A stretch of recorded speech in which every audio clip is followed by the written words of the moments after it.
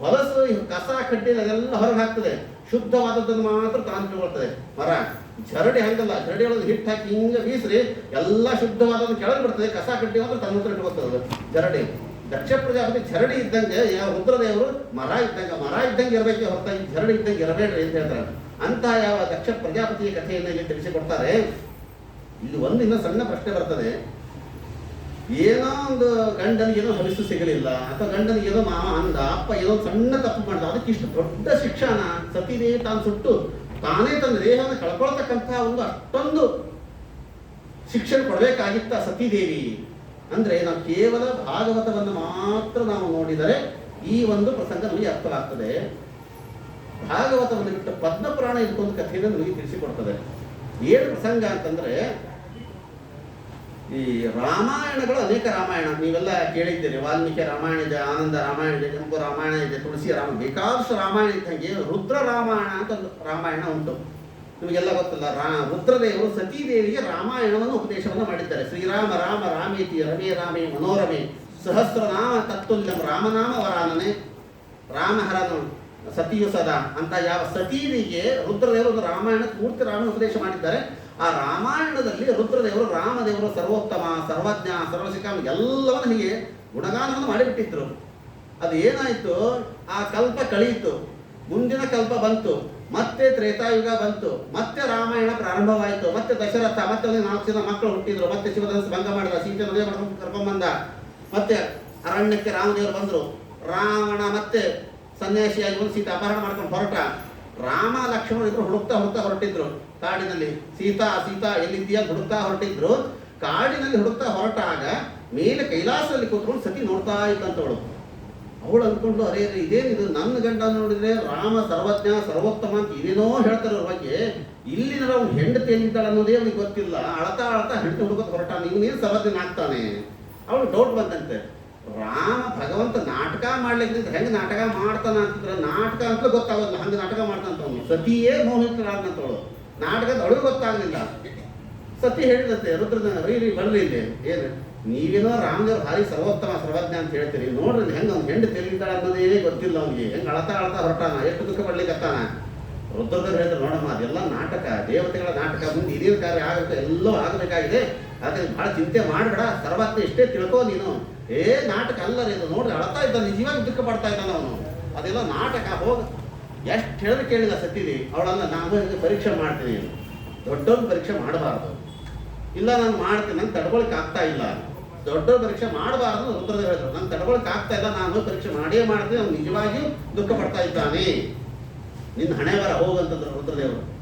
ಸತಿದೇವಿ ಭೂಲೋಕಕ್ಕೆ ಬಂದ್ಲಂತೆ. ಹೆಂಗೆ ಬಂದವಳು, ರಾಮನ ಒಂದು ಕಾಡಿನಲ್ಲಿ ಬಂದ್ಲಂತೆ. ಹೆಂಗೆ ಬಂದಂತಂದ್ರೆ, ತಾನೇ ಸೀತೆ ಇರದಂತವಳು, ಸೀತೆಯಾಗಿ ಬಂದು ರಾಮನಿಗೆ ಒಂದು ಪಾದಕ್ಕೆ ನಮಸ್ಕಾರ ಮಾಡಿದ್ಲು.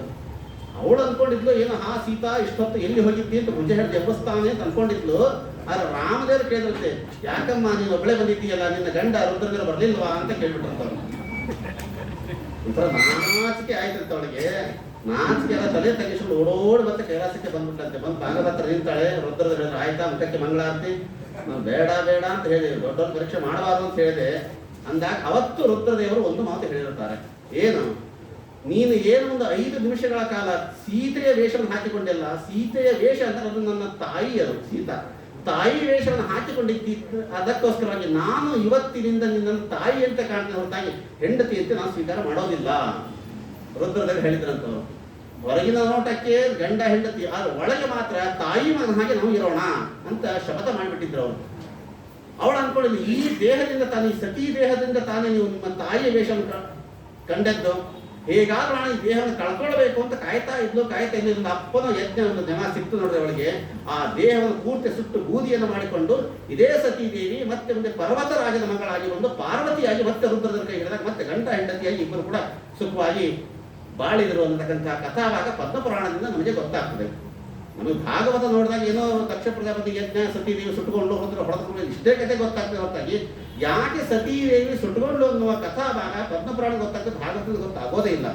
ಅಂತಹ ಯಾವ ಸತೀದೇವಿಯ ವಿಚಾರವನ್ನು ಇಲ್ಲಿ ತಿಳಿಸಿಕೊಡ್ತಾ, ಪ್ರಸೂತಿಯ ವಿಚಾರವನ್ನು ಕೂಡ ಇಲ್ಲಿ ವಿದುರರು ಮೈತ್ರೇಯರು ವಿದುರರಿಗೆ ತಿಳಿಸಿಕೊಡ್ತಾ ಮುಂದೆ ದೇವಹೂತಿ, ಆಕೂತಿ, ಪ್ರಸೂತಿ 3 ಹೆಣ್ಣು ಮಕ್ಕಳ ಚರಿತ್ರೆಯನ್ನು ಹೇಳ್ತಾ ಮುಂದೆ ಪ್ರಿಯವ್ರತ ಉತ್ಥಾನ ಪಾದದಲ್ಲಿ ಧ್ರುವರಾಜನ ಕಥೆಯನ್ನು ತಿಳಿಸಿಕೊಡ್ತಾರೆ. ಮೊಟ್ಟಮೊದಲು ಉತ್ಥಾನಪಾದನ ಚರಿತ್ರೆ ಎಲ್ಲರಿಗೂ ಗೊತ್ತಿರತಕ್ಕಂಥ ವಿಚಾರ. ಉತ್ಥಾನಪಾದನಿಗೆ ಇಬ್ಬರು ಹೆಂಡತಿಯರು ಸುರುಚಿ ಸುನೀತಿ.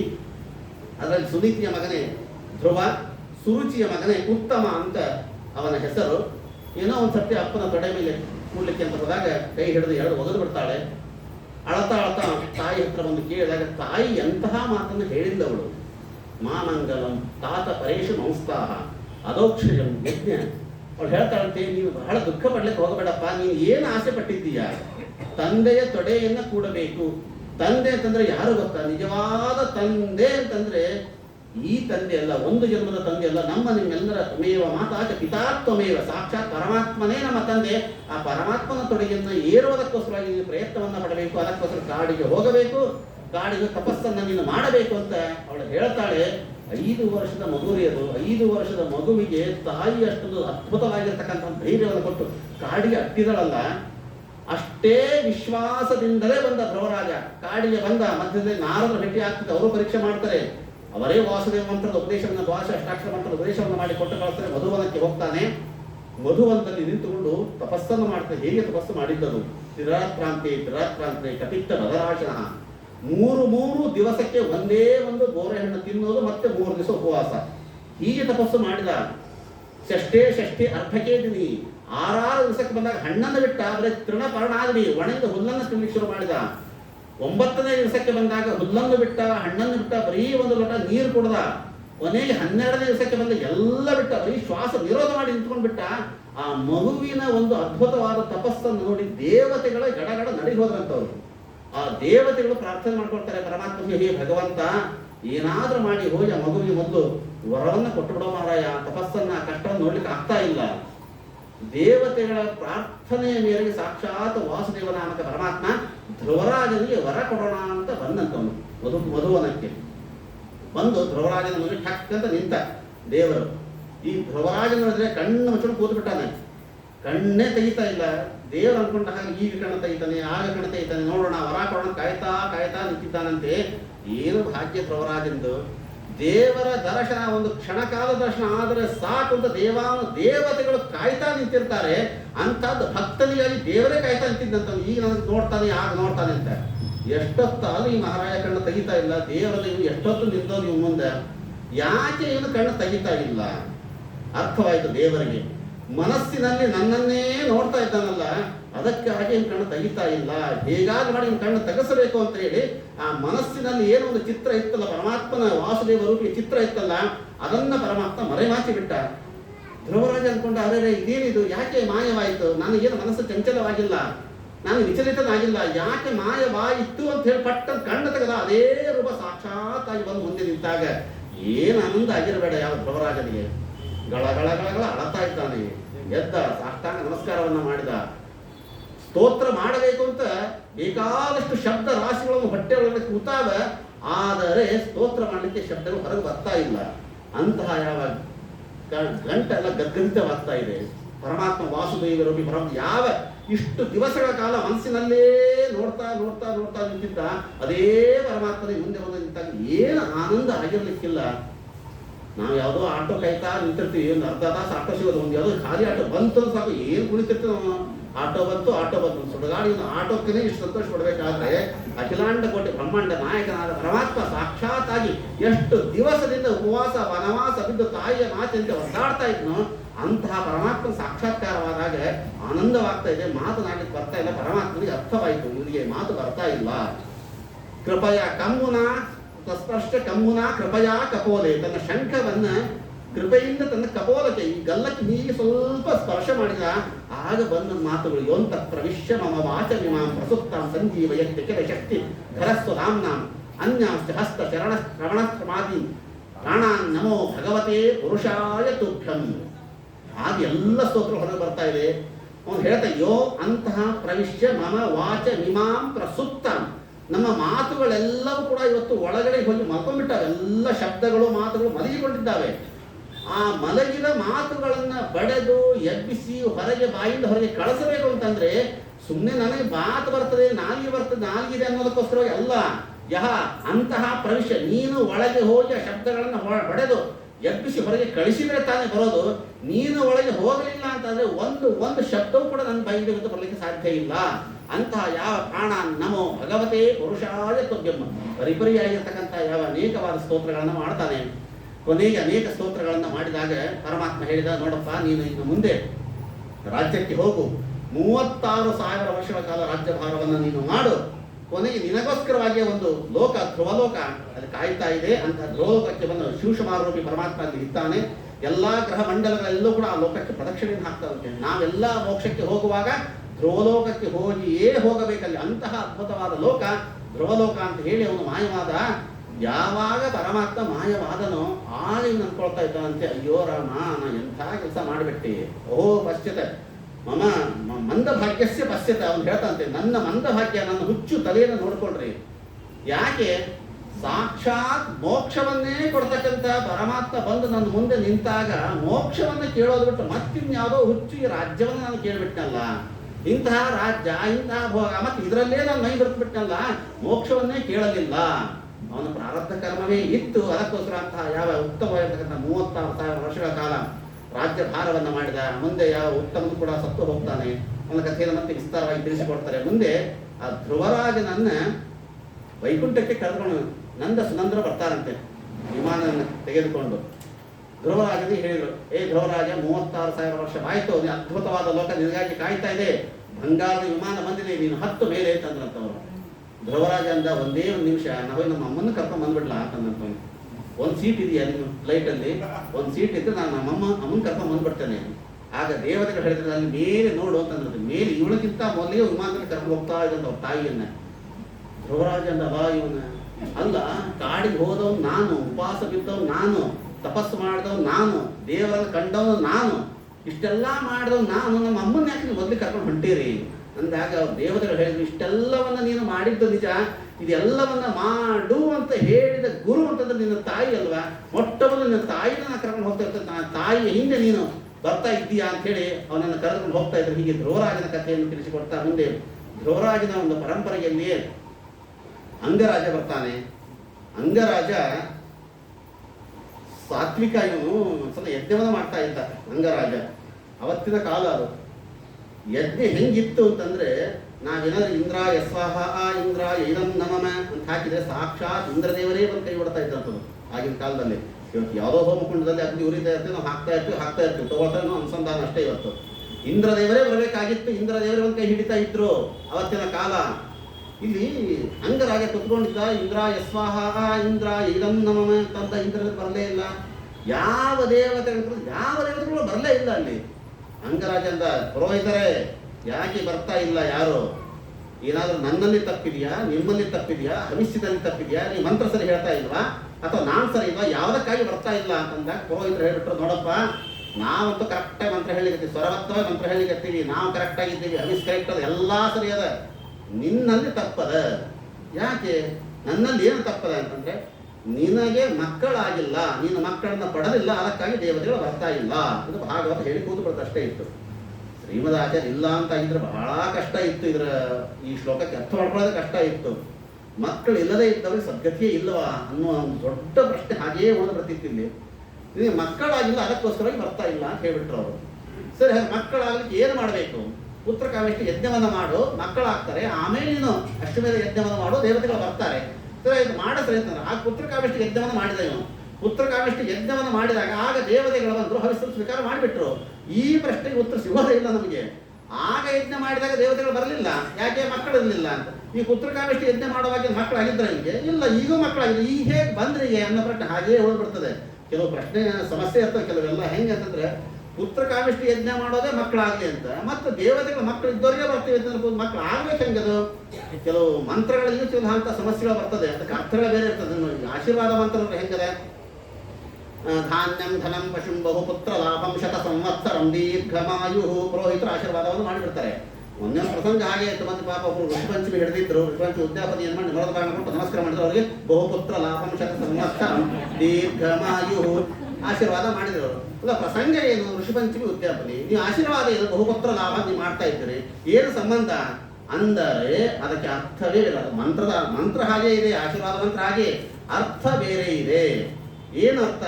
ಋಷಪಂಚಮಿ ಹಿಡಿದವ್ರಿಗೆ ನೀವು ಪುತ್ರ ಲಾಭ ಅಂತಂದ್ರೆ ಪುತ್ರಕ್ಕೆ ಕ್ಷೇಮ ಲಾಭ, ನಿನ್ನ ಮಕ್ಕಳಿಗೆ ಕ್ಷೇಮವಾಗಲಿ ಅಂತ ಅಷ್ಟೇ ಹೊರತಾಗಿ ಹೊಸದಾಗಿ ಮಕ್ಕಳು ಹುಟ್ಟಲಿ ಅಂತ ಅರ್ಥ ಅಲ್ಲ ಅಲ್ಲಿ. ಹಾಗೆ ಪುತ್ರಕಾಮಿಷ್ಟಿ ಯಜ್ಞವನ್ನ ಮಾಡುವಾಗ ದೇವತೆಗಳು ಬಂದ್ರು ಅಂತಂದ್ರೆ ನೀವು ಮಕ್ಕಳು ಆಗಲಿ ಅಂತಲೇ ಬಂದರೆ ಹೊರತಾಗಿ ಮಕ್ಕಳು ಆಗಬಾರದು ಅಂತ ಅರ್ಥ ಅಲ್ಲ. ಈಗ ಪುತ್ರಕಾಮಿಷ್ಟಿ ಯಜ್ಞವನ್ನ ಮಾಡಿದ ಆಮೇಲೆ ಇವನಿಗೆ ಮಕ್ಕಳು ಆಗ್ತಾ ಇದ್ದಾರೆ. ಶ್ರೀಮದ್ ಆಚಾರ್ಯರು ಏನ್ ನಿರ್ಣಯವನ್ನು ಕೊಟ್ಟಿದ್ದಕ್ಕೆ ಅಂತಂದ್ರೆ, ಯಾಕೆ ಅಂಗರಾಜನಿಗೆ ಮಕ್ಕಳಾಗಿರಲಿಲ್ಲ? ತಾತ್ಪರ್ಯದಲ್ಲಿ ಹೇಳ್ತಾರೆ, ಬಾಲ ಹತ್ಯ ಕೃತಾಪುರೇ, ಈ ಹಿಂದಿನ ಜನ್ಮದಲ್ಲಿ ಎಲ್ಲಾ ಮಕ್ಕಳನ್ನು ಹೋಗಿ ಸರಿಯೋ ನದಿಗೆ ಹಾಕಿ ಏನು ಸಾಯಿಸ್ತಾ ಇದ್ದಂತೆ ನೀನು, ಎಲ್ಲ ಅನೇಕ ಶಿಶು ಹತ್ಯೆಯನ್ನು ಮಾಡಿದ್ದ. ನೋಡಪ್ಪ, ಹಿಂದಿನ ಜನ್ಮದಲ್ಲಿ ನೀನು ಮಕ್ಕಳನ್ನ ಕೊಂದಿದ್ದೀಯ, ಅದಕ್ಕಾಗಿ ಈ ಜನ್ಮದಲ್ಲಿ ನಿನಗೆ ಮಕ್ಕಳಾಗಿಲ್ಲ. ಸರಿ, ಈ ಪುತ್ರಕಾಮಿಷ್ಟಿ ಯಜ್ಞವನ್ನು ಮಾಡಿದ್ರೆ ನನಗೆ ಮಕ್ಕಳು ಆಗಲೇಬೇಕು ಅಂತಂದ. ಸರಿ ಆಯ್ತು, ಪುತ್ರಕಾಮಿಷ್ಟಿ ಯಜ್ಞ ಮಾಡಿಸಿಬಿಟ್ರು. ಇಲ್ಲಿ ಪುತ್ರಕಾಮಿಷ್ಟಿ ಯಜ್ಞವನ್ನ ಮಾಡಿಸಿದ್ರು, ಆದ್ರೆ ಇಲ್ಲಿ ಸಮಸ್ಯೆ ಇತ್ತು ದೇವರಿಗೆ. ಹಿಂದಿನ ಜನ್ಮದಲ್ಲಿ ಮಕ್ಕಳನ್ನ ಕೊಂದಾನ, ಮಕ್ಕಳನ್ನ ಕೊಡಬಾರದು. ಈ ಜನ್ಮದಲ್ಲಿ ಯಜ್ಞವನ್ನ ಮಾಡ್ಯಾನ, ಮಕ್ಕಳನ್ನ ಕೊಡಬೇಕು. ಅಂದ್ರೆ ಏನ್ ಮಾಡ್ಬೇಕು? ಈಗ ಈ ಕಡೆ ಕೊಟ್ಟಂಗೂ ಇರಬೇಕು, ಈ ಕಡೆ ಬಿಟ್ಟಂಗೂ ಇರಬೇಕು ಅನ್ನೋದಕ್ಕೋಸ್ಕರವಾಗಿ ಒಂದು ಅತ್ಯಂತ ದುಷ್ಟನಾದ ಮಗನನ್ನು ಕೊಟ್ಟುಬಿಟ್ಟಂತೆ. ಅವನೇ ವೇನ ಅಂತ ಹೇಳಿ, ಅಂಗರಾಜನ ಮಗನಾಗಿ ವೇನ ಹುಟ್ಟಿ ಬರ್ತಾ ಇದ್ದಾನೆ. ಶ್ರೀಮದ್ ಆಚಾರ್ಯ ಹೇಳೋದು, ಅನಪತ್ಯೋಪಿ ಸದ್ಧರ್ಮ ಲೋಕಜಿನ್ನಾತ್ರ ಸಂಶಯ. ನಮ್ಮ ಸಾಧನೆಗೆ ಮಕ್ಕಳೇ ಆಗಬೇಕು ಅಂತ ಅರ್ಥ ಅಲ್ಲ. ಅನಪತ್ಯೋಪಿ ಸದ್ಧರ್ಮ, ಮಕ್ಕಳಾಗದೇ ಇದ್ದವರು ಕೂಡ ಸತ್ಕರ್ಮವನ್ನ ಮಾಡಿದರೆ, ಸದ್ಧರ್ಮವನ್ನ ಮಾಡಿದರೆ ಅವರಿಗೂ ಕೂಡ ಉತ್ತಮವಾದ ಗತಿ ಸಿಕ್ಕೇ ಸಿಗುತ್ತದೆ. ಮತ್ತೆ ಯಾಕೆ ಅಂಗರಾಜನಿಗೆ ಸಿಗಲಿಲ್ಲ ಅಂತಂದ್ರೆ, ಅಂಗರಾಜನಿಗೆ ಯಾಕೆ ಸಿಗಲಿಲ್ಲ ಅಂದ್ರೆ, ದೇವತೆಗಳು ಬೇಕು ಅಂತಲೇ ತಾವು ತಟಸ್ಥರಾಗಿದ್ರೆ ಹೊರತಾಗಿ ಫಲ ಕೊಡಬಾರದು, ಬೇಕಂದ್ರೆ ತಟಸ್ಥರಾಗಿದ್ರು. ಯಾಕೆ ಬಂದು ಹವಿಸು ತಗೋಬಹುದಾಗಿತ್ತಲ್ಲ ಅಂತಂದ್ರೆ, ತಗೊಂಡಿದ್ದರೆ ಇವನೇನ್ ಮಾಡ್ತಾ ಇದ್ದ? ಹವಿಸು ಕೊಡ್ತಾ ಇದ್ದ, ಪೂರ್ಣಾಹುತಿ ಹಾಕ್ತಾ ಇದ್ದ, ಹೋಳಿಗೆ ಊಟ ಮಾಡ್ತಾ ಇದ್ದ, ಮತ್ತೆ ಆರಾಮ್ ಮನೆ ಮಕ್ಕೊಂಡ್ಬಿಡ್ತಾ ಇದ್ದ. ಮಕ್ಕಳು ಪಡಿಬೇಕು ಅನ್ನೋ ವಿಚಾರನೇ ಮಾಡ್ತಾ ಇದ್ದಿಲ್ಲ ಇವನು. ಇವನಿಗೆ ಮಕ್ಕಳು ಆಗಬೇಕು, ಇವನ ವಂಶದಲ್ಲಿ ಇವನ ಮೊಮ್ಮಗನಾಗಿ ಸಾಕ್ಷಾತ್ ಪೃಥುಚಕ್ರವರ್ತಿ, ಸಾಕ್ಷಾತ್ ಪರಮಾತ್ಮನ ಆವೇಶ. ಆ ಪೃಥುಚಕ್ರವರ್ತಿ ಅವತಾರವಾಗಬೇಕು. ಪೃಥುಜನ್ಮಾರ್ಥೆ ಶ್ರೀಮದ್ ಆಚಾರ್ಯ ಕೊಡೋ ನಿರ್ಣಯ ಇದು. ಪೃಥುಜನ್ಮಾರ್ಥೆ, ಪೃಥುಜನ್ಮಕ್ಕೋಸ್ಕರವಾಗಿಯೇ ಇವರು ದೇವತೆಗಳು ನಿಂತಿದ್ದರೆ ಮುಂದೆ ದೊಡ್ಡದಾಗಿರೋ ಒಂದು ಕಾರ್ಯ ಆಗಬೇಕಾಗಿತ್ತು. ಅದಕ್ಕೋಸ್ಕರವಾಗಿ ತಡೆ ಹಿಡಿದಿದ್ರೆ ಹೊರತಾಗಿ ಮಕ್ಕಳಿಲ್ಲ ಅಂತ ಅತಿ ಸಣ್ಣ ಕಾರಣ ಹೊರತಾಗಿ ಕಾರಣವೇ ಅಲ್ಲ ಅನ್ನೋದನ್ನು ಶ್ರೀಮದ್ ಆಚಾರ್ಯ ತಿಳಿಸಿಕೊಡ್ತಾರೆ. ನಿಜವಾದ ಮಗ ಅಂತಂದ್ರೆ ಯಾರು ಅಂತಂದ್ರೆ, ಜ್ಞಾನವಾನ್ ಪುತ್ರ ಲಾಭ. ನಮ್ಮಲ್ಲಿರ್ತಕ್ಕಂಥ ಜ್ಞಾನವೇ ನಮಗೆ ಮಗನೇ ಹೊರತಾಗಿ ನಿಜವಾದ ಮಗ ಅಂತಂದ್ರೆ ಈ ಯಾವುದೋ ನಮ್ಮ ಹೊಟ್ಟೆಯಲ್ಲಿ ಹುಟ್ಟತಕ್ಕಂಥ ಮಗ ಅವನು ಉತ್ತಮನಾಗಿದ್ದರೆ, ಸಾತ್ವಿಕನಾಗಿದ್ದರೆ, ನಮ್ಮ ಪಿಂಡ ಪ್ರಧಾನಾದಿಗಳನ್ನು ಮಾಡಿದ್ದರೆ, ವೈಷ್ಣವೋತ್ತಮನಾಗಿದ್ದರೆ ಮಾತ್ರ ಮಗ ಅನ್ಸ್ಕೊಳ್ತಾನೆ ಹೊರತಾಗಿ ಇಲ್ಲ ಅವನು ಮಗ ಅನ್ಸೋದೇ. ನಿಜವಾದ ಮಗ ಅಂತಂದ್ರೆ ಜ್ಞಾನವೇ ಅವನು ಮಗ ಅನ್ನೋದು ಶ್ರೀಮದ್ ಸ್ಪಷ್ಟವಾಗಿ ತಿಳಿಸಿಕೊಡ್ತಾರೆ ಇಲ್ಲಿ. ಮುಂದೆ ವೇದ ಅನ್ನತಕ್ಕಂಥ ಮಗ ಹುಟ್ಟಿದ, ಅತ್ಯಂತ ದುಷ್ಟನಾದ ಮಗ ಅವನು. ವೇನ್ ಅಂತಂದ್ರೆ ಇಂಗ್ಲಿಷ್ನಲ್ಲಿ ಬರ್ತಲ್ಲ, ಪೇನ್ ಅಂತ ಬರ್ತಲ್ಲ, ಅದು ನೋವು, ಅದೇ ವೇನ್. ವೇನ್ ಅವನು ದೊಡ್ಡ ನೋವಾಯ್ತು, ತಲೆನೋವಾಗಿ ಕೂತು ಬಿಟ್ಟ ಇವನಿಗೆ. ಆ ವೇನನ ಕಾಟ ತಾಳ್ಲಾರ್ದೆ ಇವನು ಕಾಡ್ಬಿಟ್ಟು ಹೋಗ್ಬಿಟ್ಟ. ಇವನು ಎಂತಹ ದುಷ್ಟನಿದ್ದ ಅಂತಂದ್ರೆ, ಎಲ್ಲಾ ಬ್ರಾಹ್ಮಣರನ್ನ ಸಂಹಾರ ಮಾಡಿಸೋದು, ತಾನೇ ದೇವರನ್ನು ತಿಳ್ಕೊಳ್ಳೋದು. ಹಿರಣ್ಯಕಶಿಪು ಹೆಂಗಿದ್ದ ಹಂಗಿದ್ದ ಇವ ವೇನ. ಇವನವನ್ನ ಕಾಟವನ್ನ ತಾಳಲಾರದೆ ಇವನು ಕಾಡಿಗೆ ಹೋಗ್ಬಿಟ್ಟ. ಇವನು ಅಂಗರಾಜ ಕಾಡಿಗೆ ಹೋಗಿ ಅಲ್ಲಿ ಋಷಿಗಳ ತಪಸ್ಸನ್ನ ಮಾಡಿ ಮಾಡಿ ಮಾಡಿ ಅಲ್ಲಿ ಮುಂದೆ ಅದ್ಭುತವಾದ ಸದ್ಗತಿಯನ್ನು ಕಾಣ್ತಾನೆ ಇವನು ಯಾವ ಅಂಗರಾಜ. ಭಾಗವತ ಒಂದು ಮಾತು ಹೇಳ್ತದೆ, ಭಾಗವತ ಇರೋದು, ಮಹಾಭಾರತ, ರಾಮಾಯಣಗಳು, ದೇವರು ಪ್ರತಿಯೊಬ್ಬರ ಜೀವನದಲ್ಲಿ ಒಬ್ಬ ಕೆಟ್ಟ ಕೆಟ್ಟ ವ್ಯಕ್ತಿಯನ್ನು ಕೊಡ್ತಾ ಅಂತ ನೋಡ್ರಿ. ನಮ್ಮ ಜೀವನದಾಗ ಎಲ್ಲರೂ ಒಳ್ಳೆಯವರೇ ಸಿಗೋದಿಲ್ಲ ನಮಗೆ. ನಮ್ಮ ಜೀವನದಲ್ಲಿರ್ಬೋದು, ನಮ್ಮ ಮನೆಯೊಳಗಿರ್ಬೋದು, ಅಥವಾ ನಮ್ಮ ಸ್ನೇಹಿತರ ಒಳಗಿರ್ಬೋದು, ಎಲ್ಲರೂ ಒಳ್ಳೆಯವರೇ ಸಿಗೋದಿಲ್ಲ. ಯಾಕೆ ಅಂತಂದ್ರೆ, ಯಾಕೆ ಕೆಟ್ಟ ವ್ಯಕ್ತಿಗಳನ್ನು ಕೊಡ್ತಾನೆ? ನಮ್ಮ ಉದ್ಧಾರಕ್ಕೋಸ್ಕರವಾಗಿ, ನಮ್ಮ ಸಾಧನೆಗೋಸ್ಕರವಾಗಿಯೇ ಪರಮಾತ್ಮ ನಮಗೆ ಒಬ್ಬ ಕೆಟ್ಟ ವ್ಯಕ್ತಿಗಳನ್ನು ಕೊಟ್ಟರು, ಮೈನಸ್ ವ್ಯಕ್ತಿಗಳನ್ನು ಕೊಡ್ತಾನೆ. ಅವರನ್ನು ನಾವು ಪ್ಲಸ್ ಮಾಡ್ಕೊಳ್ಬೇಕು. ಅದಕ್ಕೆ ಎಲ್ಲ ದೃಷ್ಟಾಂತಗಳನ್ನು ಕೊಟ್ಟರು. ಅವತ್ತು ಅಂಗರಾಜ, ಅವತ್ತು ಮಗ ಕೆಟ್ಟವನಾಗದೆ ಹೋಗಿದ್ದರೆ ಇವತ್ತು ಅಂಗರಾಜ ಉದ್ಧಾರವಾಗ್ತಾ ಇರಲಿಲ್ಲ. ಅವತ್ತು ತಾಯಿ ಕೆಟ್ಟವಳಾಗದೆ ಹೋಗಿದ್ದರೆ ಇವತ್ತು ಧ್ರುವರಾಜನಿಗೆ ವಾಸುದೇವನ ದರ್ಶನವಾಗ್ತಾ ಇರಲಿಲ್ಲ. ಅವತ್ತು ಅಪ್ಪ ಕೆಟ್ಟವನಾಗದೆ ಹೋಗಿದ್ದರೆ ಪ್ರಹ್ಲಾದರಾಜನಿಗೆ ಯಾವ ನರಸಿಂಹದೇವರ ಸಮಾಗಮ ಆಗ್ತಾ ಇರಲಿಲ್ಲ. ಅವತ್ತು ಅಣ್ಣ ರಾವಣ ಕೆಟ್ಟವನಾಗದೆ ಹೋಗಿದ್ದರೆ ವಿಭೀಷಣನಿಗೂ ರಾಮನಿಗೂ ಕೂಡ ಸ್ನೇಹವೇ ಆಗ್ತಾ ಇರಲಿಲ್ಲ. ಅಲ್ಲಲ್ಲಿ ಒಬ್ಬ ಮನೆಯಲ್ಲಿ ಅವನ ಚಿಕ್ಕಪ್ಪನೋ, ಮಾವನೋ, ಚಿಕ್ಕಮ್ಮನೋ, ತಾಯಿ, ಯಾರೋ ಒಬ್ರು ಕೆಟ್ಟ ವ್ಯಕ್ತಿಗಳು ನಮ್ಮ ಪಕ್ಕಕ್ಕೆ ಇದ್ದೇ ಇರ್ತಾರೆ ನಮ್ಮ ಜೀವನದೊಳಗೆ. ಯಾಕೆ ದೇವರು ಕೆಟ್ಟ ವ್ಯಕ್ತಿಗಳನ್ನು ಕೊಡ್ತಾರೆ? ಕೆಲವರೆಲ್ಲ ನಾನು ಅನೇಕ ಕಡೆ ಹೋದಾಗ ಕೇಳ್ತಿರ್ತಾರೆ, ಅಯ್ಯೋ ಆಚಾರ್ಯ ನಮ್ಗೆ ಏನು ಸ್ನಾನ ಸಂಧ್ಯಾ ಏನು ಮಾಡೋಕ್ಕೆ ಮನಸ್ಸೇ ಇಲ್ಲ, ನಮಗೆ ಪಾಠ ಪ್ರವಚನ ಮಾಡ್ಬೇಕು ಅನ್ಕೋತೀವಿ, ಮನಸ್ಸೇ ಇಲ್ಲ. ಯಾಕೆ ನಮ್ಮಪ್ಪ ಬಹಳ ಕೆಟ್ಟವನಿದ್ದಾನೆ, ಬಹಳ ಸಿಗರೇಟ್ ಸೇರ್ತಾನೆ, ಕುಡಿತಾನೆ, ಏನು ಸಂಧ್ಯಾನೊಳಗೆ ಮನಸ್ಸಿಲ್ಲ ಅಂತ ಇನ್ನು ಅಪ್ಪನ ಮೇಲೆ ಕಾರಣ ಹಾಕ್ತಾನೆ. ತಾವು ಉದ್ಧಾರ ಆಗಬೇಕಾಗಿದ್ದು ಅಪ್ಪ ಕೆಟ್ಟವನಿದ್ದಾನ ಅಂತೇಳಿ ಇವ ಹಾಳಾಗ್ತಾ ಇದ್ದಾನೆ, ಮಗ ಕೆಟ್ಟವನಿದ್ದಾನೆ ಅಂತೇಳಿ ಅಪ್ಪ ಹಾಳಾಗ್ತಾ ಇದ್ದಾನೆ, ಅವ್ರು ಕೆಟ್ಟವರು ಅಂತೇಳಿ ಇವ್ರು ಹಾಳಾಗ್ತಾ ಇದ್ದಾರೆ. ಅದಕ್ಕೆ ಭಾಗವತ ಮಹಾಭಾರತ ಹೇಳ್ತದೆ, ಇನ್ನೊಬ್ಬರು ಕೆಟ್ಟವರು ಅಂತೇಳಿ ನೀವು ಹಾಳಾಗಕ್ಕೆ ಬಂದ್ಬಿಡ್ರಿ. ನಿಮ್ಮಪ್ಪ ಎಷ್ಟು ಕೆಟ್ಟವನಿದ್ದಾನೆ, ಸಿಗರೇಟ್ ಸೇರ್ತಾನೆ, ಕುಡಿತಾನೆ, ಬಹಳ ಬಡಿತಾನೆ, ಅಷ್ಟೇ ಅಲ್ಲ ಹಿರಣ್ಯಕಶಿಪುವಿನಷ್ಟು ಕೆಟ್ಟವನಿದ್ದಾನೆ ನಿಮ್ಮಪ್ಪ. ಹಿರಣ್ಯಕಶಿಪು ಎಷ್ಟು ಮಗನನ್ನು ಕೊಲ್ಲಲಿಕ್ಕೆ ಹೊರಟಿದ್ದ, ಅಂತಹ ಕೆಟ್ಟವನಂತರ ಅಲ್ಲಲ್ಲ ನಿಮ್ಮಪ್ಪ. ಹಿರಣ್ಯಕಶಿಪುವಿನಂತಹ ಕೆಟ್ಟ ಅಪ್ಪನ ಮುಂದಿಟ್ಟುಕೊಂಡೇ ಪ್ರಹ್ಲಾದರಾಜರು ಮತ್ತು ನರಸಿಂಹದೇವರು ಸಾಕ್ಷಾತ್ಕಾರ ಮಾಡ್ಕೊಳ್ಳುವಂಥ ಮಹಾನುಭಾವರು. ಅಣ್ಣನಾದ ರಾವಣ ಅಂತ ಇತ್ತು, ಅಣ್ಣ ತಮ್ಮ ಕೋರ್ಟಲ್ಲಿ ಜಗಳಾಡ್ತಾರೆ. ಅಯ್ಯೋ ನಮ್ಮ ಅಣ್ಣ ಹಾಗೆ, ನಮ್ಮ ತಮ್ಮ ಕೇಸ್ ಹಾಕೇ ಬರ್ತೀನಿ ಅವ್ನ ಜೊತೆ, ಅವ್ನ ಕೈ ನೋಡ್ಕೊಂಡೇ ಬರ್ತೀನಿ ಅಂತ ಅಣ್ಣ ತಮ್ಮ ಹೊಡೆದಾಡ್ತಾರೆ. ಎಷ್ಟು ಅಣ್ಣ ತಮ್ಮ ಹೊಡೆದಾಡ್ತಾರೆ. ರಾವಣ ವಿಭೀಷಣನ ನೋಡಿಬಿಡ್ರಿ ಒಂದ್ಸತಿ ಅಣ್ಣ ತಮ್ಮ ಅಂತ ಅನ್ನೋದಾಗಿದ್ದರೆ. ಇದು ಕೆಲವು ಮಹಾನುಭಾವ ಇರ್ತಾರೆ, ಅವ್ರ ಕಾಲದಲ್ಲಿ ಹಾಕ್ತಾರೆ. ಆಚಾರ್ಯ ಇದೆಲ್ಲ ಕಲಿಯುಗ, ಇದು ಏನು ಮಾಡ್ಲಿಕ್ಕೆ ಆಗಲ್ಲ, ಮುಂದೆ ಕೃತಿಗಳಲ್ಲಿ ಹುಟ್ಟಿದಾಗ ನೋಡ್ಕೊಳ್ಳೋಂತ ಇದ್ರೆ ಕಲಿಯುಗ ಏನು ಮಾಡ್ಲಿಕ್ಕೆ ಆಗಲ್ಲ ಅಂತ ಹೇಳ್ತಾರೆ. ಆದರೆ ಆಶ್ಚರ್ಯ ಅಂತಂದ್ರೆ ಪರೀಕ್ಷಿತ ರಾಜ ಉದ್ಧಾರ ಆದದ್ದೇ ಕಲಿಯಿಂದ. ಇವತ್ತು ಕಲಿಯಿಂದಲೇ ಪರೀಕ್ಷಿತ ರಾಜ ಇವತ್ತು ಭಾಗವತ ಕೇಳಿ ಉದ್ಧಾರ ಆದ. ಕಲಿಯುಗದಲ್ಲಿ ನಾವು ಭಾಗವತ ಕೇಳಿ ನಾವು ಉದ್ಧಾರ ಆಗೋದಿಲ್ವಾ? ಹೀಗಾಗಿ ನೀವು ಉದ್ಧಾರ ಆಗಬೇಕಾದ್ರೆ ಒಬ್ಬ ವ್ಯಕ್ತಿಯೋ ಒಂದು ಕಾಲವೋ ಒಂದು ದೇಶದ ಮೇಲೆ ಹಾಕಿ ನೀವು ಹಾಳಾಗಬೇಡ್ರಿ, ನೀವು ವಂಚಿತರಾಗಬೇಡ್ರಿ, ನಿಮ್ಮ ಉದ್ಧಾರ ನಿಮ್ಮ ಕೈಯಲ್ಲಿ ಹೇಗಿರೋದು ಅನ್ನೋದನ್ನ ಭಾಗವತ ತಿಳಿಸಿಕೊಡ್ತಾ ಇದೆ. ಅಂತಹ ಯಾವ ಅಂಗರಾಜ ಮುಂದೆ ಬರ್ತಕ್ಕಂಥ ಪೃಥು ಚಕ್ರವರ್ತಿ ಚರಿತ್ರೆ ತಿಳಿಸಿಕೊಡ್ತಾರೆ. ಪೃಥು ಅದ್ಭುತನಾಗಿರ್ತಕ್ಕಂಥ ವ್ಯಕ್ತಿ ಒಂದು. ಪೃಥು ಮೊದಲು ಹೆಂಗಿತ್ತು ಅಂತಂದ್ರೆ ಸಾಕ್ಷಾತ್ ಪರಮಾತ್ಮನ ಆವೇಶ ಅದು. ಪೃಥು ಮತ್ತು ಅರ್ಚಿ ಲಕ್ಷ್ಮೀ ದೇವಿಯ ಅದು ಪರಮಾತ್ಮನ ಆವೇಶ. ಮೊದಲು ಒಂದು ತರಹದ ಜಗತ್ತು, ಇನ್ನು ಭೂಮಿ ಇತ್ತು ಅಷ್ಟೇ. ಆವಾಗ ಈ ಒಂದು ತರಹದ ವ್ಯವಸ್ಥೆಗಳಿರಲಿಲ್ಲ. ಆವಾಗ ಈ ಮಾರುಕಟ್ಟೆ, ಒಂದು ಕಡೆ ಬಸ್ ಸ್ಟ್ಯಾಂಡು, ವಾಣಿಜ್ಯ ಸಂಕೀರ್ಣಗಳು, ಒಂದು ಆಫೀಸ್ಗಳು, ಹೀಗೆ ವ್ಯವಸ್ಥೆ ಭೂಮಿ ಮೇಲೆ ಇರಲಿಲ್ಲ. ಈ ಭೂಮಿಯನ್ನ ಪೃಥ್ವಿಯನ್ನ ವಿಸ್ತಾರವನ್ನಾಗಿ ಮಾಡಿ ಅಚ್ಚುಕಟ್ಟಾದ ಒಂದು ನಗರವನ್ನ ಮಾಡಿ ಕೊಟ್ಟವನೇ ಈ ಪೃಥು. ಪೃಥುವಿನಿಂದಲೇ ಇದಕ್ಕೆ ಪೃಥ್ವಿ ಅಂತ ಬಂದದ್ದು. ಪೃಥು ಒಂದು ನಗರವನ್ನ ಮಾಡಿ ಕಟ್ಟಿಕೊಟ್ಟ.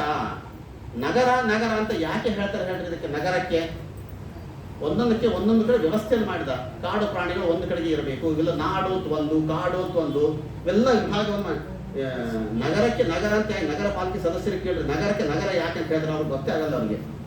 ನಗರ ಗರ ಅಂತಂದ್ರೆ ವಿಷ ಅಂತ ಅರ್ಥ. ಅಜಗರ ಅಂತ ಹೇಳ್ತೀವಲ್ಲ, ಗರ ಗರ ಅಂತಂದ್ರೆ ವಿಷ ಅಂತ ಅರ್ಥ. ಇಲ್ಲಿ ವಿಷ ಇರಬಾರದು, ಅದಕ್ಕೆ ನ ಗರ, ಎಲ್ಲಿ ವಿಷ ಇರೋದಿಲ್ಲವೋ ಅದು ನಗರ ನಗರ ಅಂತೇಳಿ. ಈ ನಗರದಲ್ಲಿ ವಿಷ ಇಲ್ಲದೆ ಇರತಕ್ಕಂಥದ್ದೊಂದು. ಕಾಡು ಜಂತುಗಳೆಲ್ಲ ಕಾಡಿನಲ್ಲಿರಬೇಕು. ಆದ್ರೆ ಇವತ್ತು ಪೃಥು ಚಕ್ರವರ್ತಿ ಅವತ್ತು ಮಾಡಿದ್ದೇನು, ಇದನ್ನು ನಗರವನ್ನಾಗಿ ಮಾಡಿದ, ಗರ ರಹಿತವಾಗಿ ಮಾಡಿದ, ನಗರವನ್ನ ಮಾಡಿದ.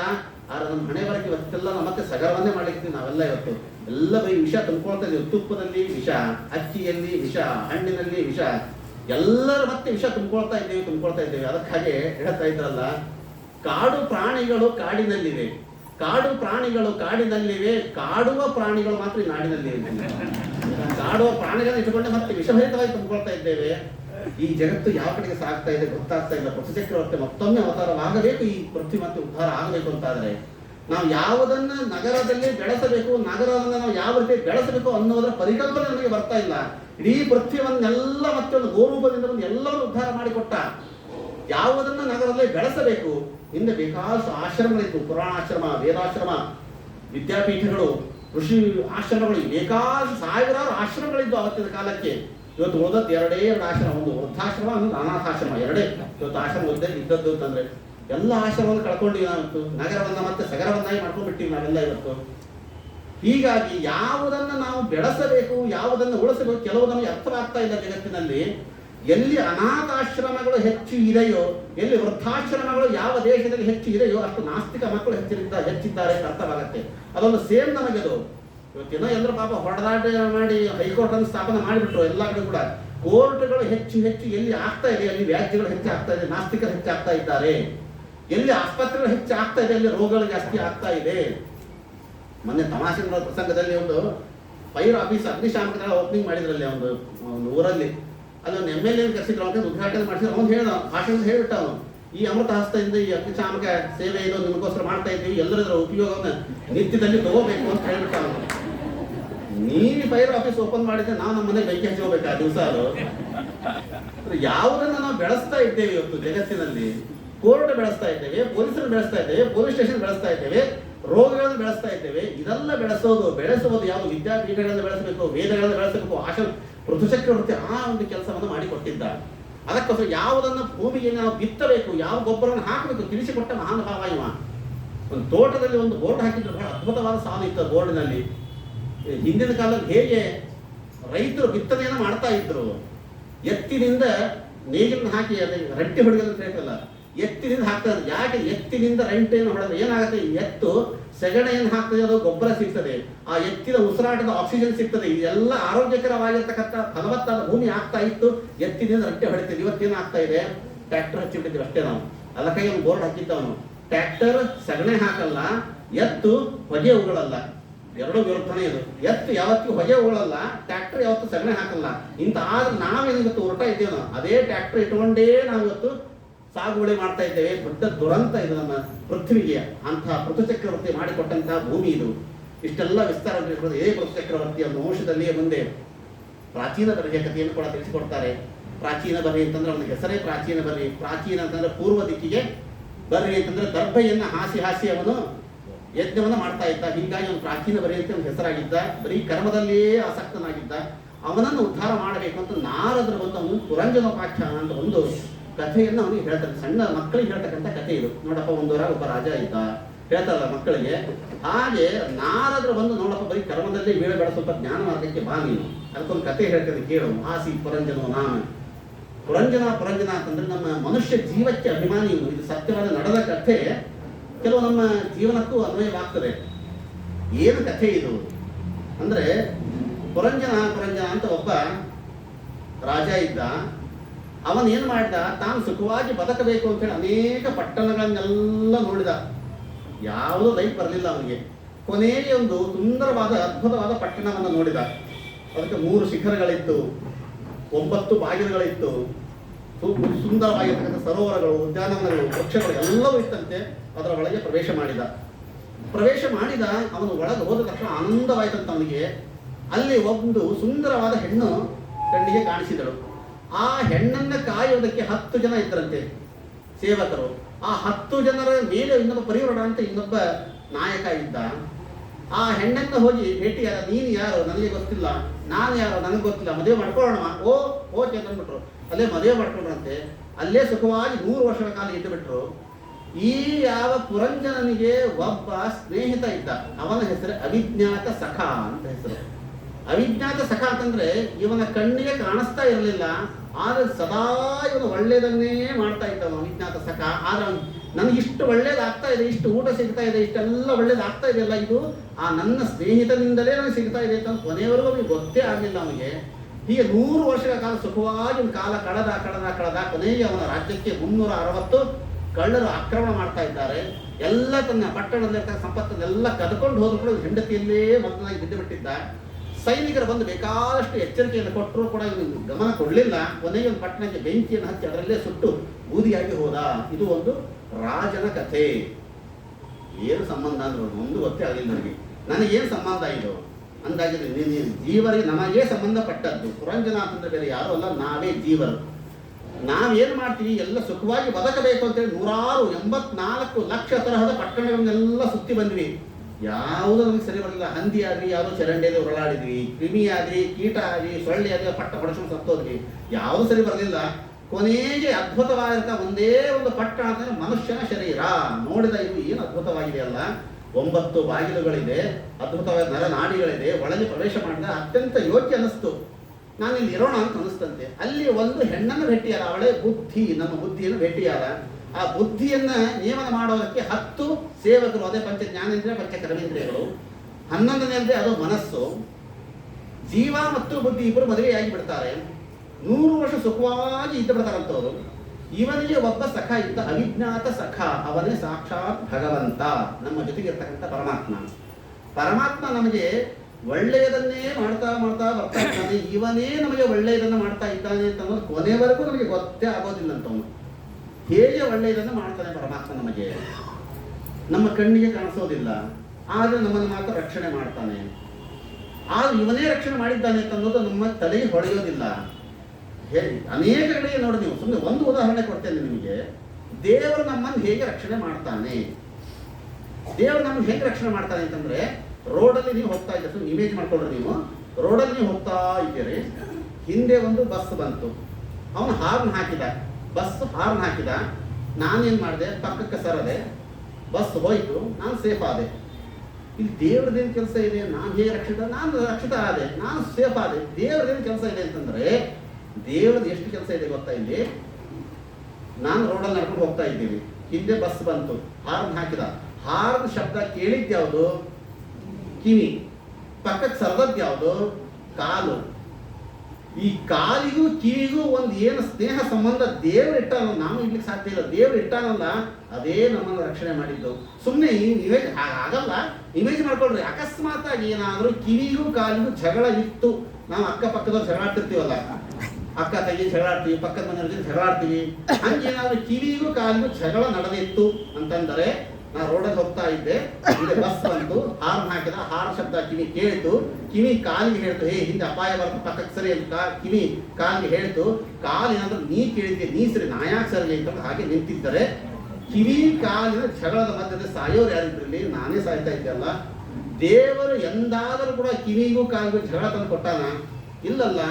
ಕಿವಿ ಹಾರ್ನ್ ಶಬ್ದ ಕೇಳ್ತದೆ, ಕಿವಿ ಕೇಳಿದ್ದನ್ನ ಬ್ರೈನ್ ಹೇಳ್ತದೆ, ಬ್ರೈನು ಕಾಲಿಗೆ ಹೇಳ್ತದೆ, ಕಾಲು ಪಕ್ಕಕ್ಕೆ ಸರಿತದೆ, ನಾವು ಸೇಫ್ ಆಗ್ತದೆ. ಇದೆಲ್ಲ ಒಳಗಿನ ಫ್ರಾಕ್ಷನ್ ಆಫ್ ಸೆಕೆಂಡ್ ನಲ್ಲಿ ಇಷ್ಟು ಕೆಲಸಗಳು ಆಗ್ತಾವಲ್ಲ. ನಾನು ಮಾಡಿದ ಕೆಲಸವಾದು. ನನ್ನ ಕೈಲಿ ಬ್ರೈನು ನನ್ನ ಕೈಲಿಲ್ಲ, ಕಿವಿನೂ ಇಲ್ಲ, ಕಾಲು ಇಲ್ಲ, ಎಲ್ಲ ದೇವರು ಧಿಯೋ ಯೋನಃ ಪ್ರಚೋದಯ ಒಳಗೆ ಕುಳಿತುಕೊಂಡು ನಮ್ಮನ್ನು ರಕ್ಷಣೆ ಮಾಡ್ತಾನಲ್ಲ. ಇದು ಅವಿಜ್ಞಾತ ಸಖ. ತಾನು ನಮ್ಮನ್ನು ರಕ್ಷಣೆ ಮಾಡುವ ರೀತಿಯೇ ಇದು. ಹಿಂದೆ ಬಸ್ ಬರುವಾಗ ದೇವರು ವೈಕುಂಠದ ಕೆಳಗೆ ಕೈ ಪಾಪ ಈಗ ಪಕ್ಕ ಸರಿಸೋದಿಲ್ಲ ದೇವರು. ಈ ರೀತಿಯಾಗಿ ನಮಗೆ ಪರಮಾತ್ಮ ನಮಗೆ ಧಿಯೋ ಯೋನಃ ಪ್ರಚೋದಯ. ಪರಮಾತ್ಮ ಅನೇಕ ಕಾರ್ಯವನ್ನು ಮಾಡ್ತಾನೆ. ಕೆಲವು ಪ್ರಚೋದನೆ ಮಾಡಿ ಮಾಡ್ತಾನೆ, ಕೆಲವರನ್ನ ಹೇಳಿ ಮಾಡ್ತಾನೆ, ಕೆಲವರನ್ನ ಮಾಡ್ತಾನೆ ಮಾಡಿ ಮತ್ತು ಬಾಯಿಂದ ಹೇಳಿಯೂ ಹೇಳ್ತಾನೆ. ಎಲ್ಲ ರೀತಿಯಾಗಿ ಕೂಡ ಮಾಡ್ತಾ ಇರ್ತಾನೆ. ಇನ್ನಷ್ಟರಲ್ಲೇ ನಾವು ಮಾಡ್ತಿಲ್ಲ. ಎಷ್ಟೋ ಸರ್ತಿ ಬರೀ ನಾವು ಸೊನ್ನೆಯನ್ನು ಮಾಡ್ತೀವಿ, ಕೆಲವು ಸರ್ತಿ ಬಾಯಿಂದ ಹೇಳ್ತೀವಿ, ಕೆಲವು ಸರ್ತಿ ಕೈಯಿಂದನೂ ಮಾಡ್ತೀವಿ, ಕೆಲವು ಬಾಯಿಂದ. ಎಲ್ಲ ಊಟಕ್ಕೆ ಹೋದಾಗ ಮಾಡ್ತಿರ್ತಾರಲ್ಲ, ಊಟಕ್ಕೆ ಹೋದಾಗ ಎಲ್ಲಿ ಕಟ್ಟಿ ಎರಡು ಬಕ್ರಿ ಹಾಕಿ ಬಿಡ್ತಾರೆ. ಆಚಾರ ಸಾವಕಾಶ ಕೊಡೋದು ಬರೀ ಹೇಳ್ತಾರೆ. ಕಟ್ಟಿ ಬಕ್ರಿ ಹಾಕಿದ್ರು ಸಾವಕಾಶ ಕೊಡ್ಲೇಬೇಕಲ್ಲ. ಮತ್ತು ಬಾಯಿಂದ ಹೇಳೋದೇ ಅದನ್ನ. ಈಗ ಹೇಳೋದು ಮತ್ತು ಮಾಡೋದು ಇದು ಪರಮಾತ್ಮನ ವ್ಯಾಪಾರಗಳು. ಈ ರೀತಿಯಾಗಿ ಆ ರೀತಿಯಾಗಿ ಪರಮಾತ್ಮ ಅವಿಜ್ಞಾತ ಸಖ ನಮ್ಮನ್ನ ರಕ್ಷಣೆಯನ್ನು ಮಾಡ್ತಾ ಇದ್ದಾನೆ. ಅವನೇ ಅವಿಜ್ಞಾತ ಸಖ. ಬುದ್ಧಿ ಈ ಜೀವ ಏನ್ ಮಾಡಿದ್ವಿ ನಾವು? ಆ ಯಾವ ಹೆಂಡತಿ ಮಾತನ್ನೇ ಕೇಳ್ತಾ ಕೇಳ್ತಾ ಕೇಳ್ತಾ ಅದರಲ್ಲೇ ಮೈ ಮರೆತು ಬಿಟ್ವಿ ನಾವು. ಅದರಲ್ಲೇ ನಾವು ಕಾಲ ಕಳೆದ 100 ವರ್ಷಗಳ ಸುಖವನ್ನು ಅನುಭವಿಸ್ತಾ ಕೂತು ಬಿಟ್ವಿ. ಒಂದೊಂದು ಸುಖ ಅನುಭವಿಸೋದಕ್ಕೆ ಒಂದೊಂದು ದ್ವಾರ ಇತ್ತಂತ ನಮಗೆ. ಕೇವಲ ಟಿವಿ ನೋಡ್ಬೇಕು ಅಂತಂದ್ರೆ ಅದಕ್ಕೆ 2 ದ್ವಾರ, ಖದ್ಯೋತ ಅಂತ ಹೇಳಿ 2 ಕಣ್ಣುಗಳು. 2 ಕಣ್ಣಿಂದ ಹೋದ ಏನೇನು ರೂಪದ ದರ್ಶನದಿಂದ ಸಿಗ್ತಕ್ಕ ಸುಖವನ್ನೆಲ್ಲ ಅನುಭವಿಸ್ತಾ ಮತ್ತೆ ಹಾಗೆ ಒಳಗೆ ಮಲ್ಕೊಳ್ತಾ ಇದ್ದ. ಶ್ರವಣ ಅಂತಂದ್ರೆ ಕಿವಿಯಿಂದ ಹೋಗತಕ್ಕಂಥದ್ದು. ಅನೇಕ ಎಷ್ಟೆಷ್ಟು ನಮಗೆ ರಂಧ್ರಗಳಿದೆಯೋ ಎಲ್ಲಾ ರಂಧ್ರದಿಂದ ಸುಖವನ್ನು ಅನುಭವಿಸಿ ಸುಖದಲ್ಲೇ ಮೈ ಮರತ್ನೆ ಹೊರತಾಗಿ 100 ವರ್ಷವಾದರೂ ಕೂಡ ಇವರಿಗೆ ಯಾವುದೇ ತರಹದ ಎಚ್ಚರಿಕೆ ಬರಲಿಲ್ಲ ಈ ಜೀವನಿಗೆ. 360 ಗಂಧರ್ವಿಯರು ಕಳ್ಳರು ಅಂತಂದ್ರೆ ಆಯುಷ್ಯಗಳು ಹೋಗ್ತಾ ಇದೆ. ಆಯುಷ್ಯದಾಗ ಒಂದೊಂದೇ ನಮ್ಮನ್ನ ಅಪಹರಣ ಮಾಡ್ಕೊಂಡು ಹೋಗ್ತಾ ಇದ್ದಾರೆ. 40 ವರ್ಷ ಆಯ್ತು, ಚಾಳಿ ಬಂತು, ಕಣ್ಣು ಹೋಯ್ತು, ಇವನಿಗೆ ಎಚ್ಚರವಾಗಲಿಲ್ಲ. ದೇವರು ನಮಗೆ ಸಿಗ್ನಲ್ ಕೊಡ್ತಾ ಬಂದ. ನಿನ್ನ ಆಯುಷ್ಯ ಮುಗಿತಾ ಬಂತು ಅಂತ ಬೇಕಾದ ಸಿಗ್ನಲ್ ಕೊಡ್ತಾ ನಾನು. ಆದ್ರೆ ಇವನಿಗೆ ಎಚ್ಚರಿಕೆ ಆಗೋದಿಲ್ವಲ್ಲ. ಅದಕ್ಕಾಗಿ 40ನೇ ವರ್ಷಕ್ಕೆ ನಮಗೆ ಕಣ್ಣು ಪರೆ ಬರೆಸ್ತಾನೆ. ಯಾಕೆ? ನಾನು ನಿನಗೆ ಕಣ್ಣು ಕೊಟ್ಟೆ, ಬೇಕಾಷ್ಟು ಏನೋ ದೇವರನ್ನು ನೋಡ್ತೀಯ, ಶಾಸ್ತ್ರವನ್ನು ನೋಡ್ತೀಯ ಅಂತ ನೀನೇನು ನೋಡ್ಲಿಲ್ಲ, ಯೂಸ್ಲೆಸ್, ಕಣ್ಣು ಉಪಯೋಗ ಇಲ್ಲ, ಸರಿ ಬೇಡ ಕಣ್ಣು ತೆಗಿತಿ ಅಂತ ಪರೆ ಕೊಟ್ಟುಬಿಟ್ಟ. ಈ ಮಹಾನುಭಾವ ಹೋಗಿ ಕ್ಯಾಟ್ರೇಟ್ ಆಪರೇಷನ್ ಮಾಡಿಸ್ಕೊಂಡು ಮತ್ತೆ ಟಿವಿ ಮುಂದೆ ಕೊಡ್ತಾನೆ ಹೊರತಾಗಿ ಸಿಗಾ ಪುಸ್ತಕ ನೋಡ್ಬೇಕಂತ ಆಗ್ತದ? ಆಗೋದಿಲ್ಲ. ಮತ್ತೆ ದೇವರು ಕ್ಷಮಾ ಮಾಡ್ತಾನೆ. ಕ್ಷಮಾ ಮಾಡಿ ಮತ್ತೆ ಮುಂದೆ ನೋಡ್ತಾನೆ. 50-60 ವರ್ಷ ಬಂತು, ಸ್ವಲ್ಪ ಹಲ್ಲನ್ನೆಲ್ಲ ಅಳ್ಳಾಡಿ ಶುರು ಮಾಡ್ತಾನೆ, ಹಲ್ಲು ಕೀಳಿ ಶುರು ಮಾಡ್ತಾನೆ. ಇಷ್ಟು 60 ವರ್ಷ ಕೋಡ್ಬಳೆ ಚಕ್ಕಳೆಲ್ಲ ತಿಂದದ್ದಾಯ್ತಲ್ಲ, ಇನ್ನಾದ್ರೂ ತಿನ್ನೋದನ್ನ ಕಡಿಮೆ ಮಾಡು ಅಂತ ಹೇಳೋದಕ್ಕೆ ಹಲ್ಲು ಕೀಳಿಗೆ ಶುರು ಮಾಡಿದ. ಈ ಮಹಾನುಭಾವ ಸಾರಲ್ಲಿ ನೆನೆ ಇಟ್ಟಾದ್ರೂ ಹಾಕುವಂತ ಹೇಳ್ತಾನೆ ಹೊರತಾಗಿ ಬೇಡ ಅಂತ ಹೇಳಿ ಸಾಧ್ಯವೇ ಇಲ್ಲಲ್ಲ ಈ ಮನುಷ್ಯನಿಗೆ. ಮುದುಕ ಆದಿ ನಾವೇನು ಊಟ ಹೆಂಗ್ ಶುರು ಮಾಡ್ತೀವಿ ನೋಡ್ರಿ, ಪಾಯಸ, ಚಿತ್ರಾನ್ನ, ಅನ್ನ ಎಲ್ಲ ಶುರು ಮಾಡಿ ಕೊನೆಗೆ ಬಿಳಿ ಅನ್ನ ಕೊಡ್ತೀವಿ. ಮಜ್ಜಿಗೆ ಅನ್ನ ಅಂತ ಕೊನೆಯ ಊಟ. ಅದು ಬಿಳಿ ಅನ್ನ ಬಂತು ಅಂದ್ರೆ ಊಟ ಮುಗೀತು ಅಂತ ಅರ್ಥ. ಹಾಗೆ ಕೊನೆಗೆ ಬಿಳಿ ಕೂದಲು ಬಂತು ಅಂದ್ರೆ ನಮ್ಮ ಜೀವನ ಮುಗೀತು ಅಂತ ಅರ್ಥ ತಿಳ್ಕೊಳ್ಬೇಕು. ಆದರೆ ಈ ಮಹಾನುಭಾವ ಬಿಳಿ ಕೂದಲು ಬಂದ್ರು ಮತ್ತೆ ಯಾವುದೋ ಗೋದ್ರಲ್ಲಿ ಆಗಿ ಹೆಚ್ಚಿಸ್ಕೊಂಡು ನಾನು ಹೇಳೋದು ಓಡಾಡ್ತಾನೆ ಹೊರತಾಗಿ ನನ್ನ ಜೀವನ ಮುಗೀತು ಅಂತ ಏನಾದ್ರು ಅನಿಸ್ತದ ಇವನಿಗೆ? ಅನ್ಸೋದೇ ಇಲ್ವಲ್ಲ ಇವನಿಗೆ. ಬರೀ ಇದ್ರ ಸುಖದಲ್ಲೇ ಮರಿತಾ ಇದ್ದಾನಲ್ಲ ಈ ಮಹಾನುಭಾವ. ಅದಕ್ಕಾಗಿ ಒಂದು ವಿಚಾರ ಮಾಡ್ರಿ, ನಾವು ಎಷ್ಟು ಎಚ್ಚರಿಕೆಯಿಂದ ಇರಬೇಕು. ಜೀವನ ಈ ದೇಹದ ಒಳಗೆ ಇದ್ದೀವಲ್ಲ, ಎಷ್ಟು ಜವಾಬ್ದಾರಿಯಿಂದ ಇರಬೇಕು ಅಂತಂದ್ರೆ, ಒಂದು ಉದಾಹರಣೆ ಕೊಡ್ತೇನೆ ನಿಮಗೆ. ಬಡವರ ಮನೆಯೊಳಗೆ ನೋಡ್ರಿ, ಒಂದೇ ಒಂದು ಬಾಗಿಲು ಇರ್ತದೆ.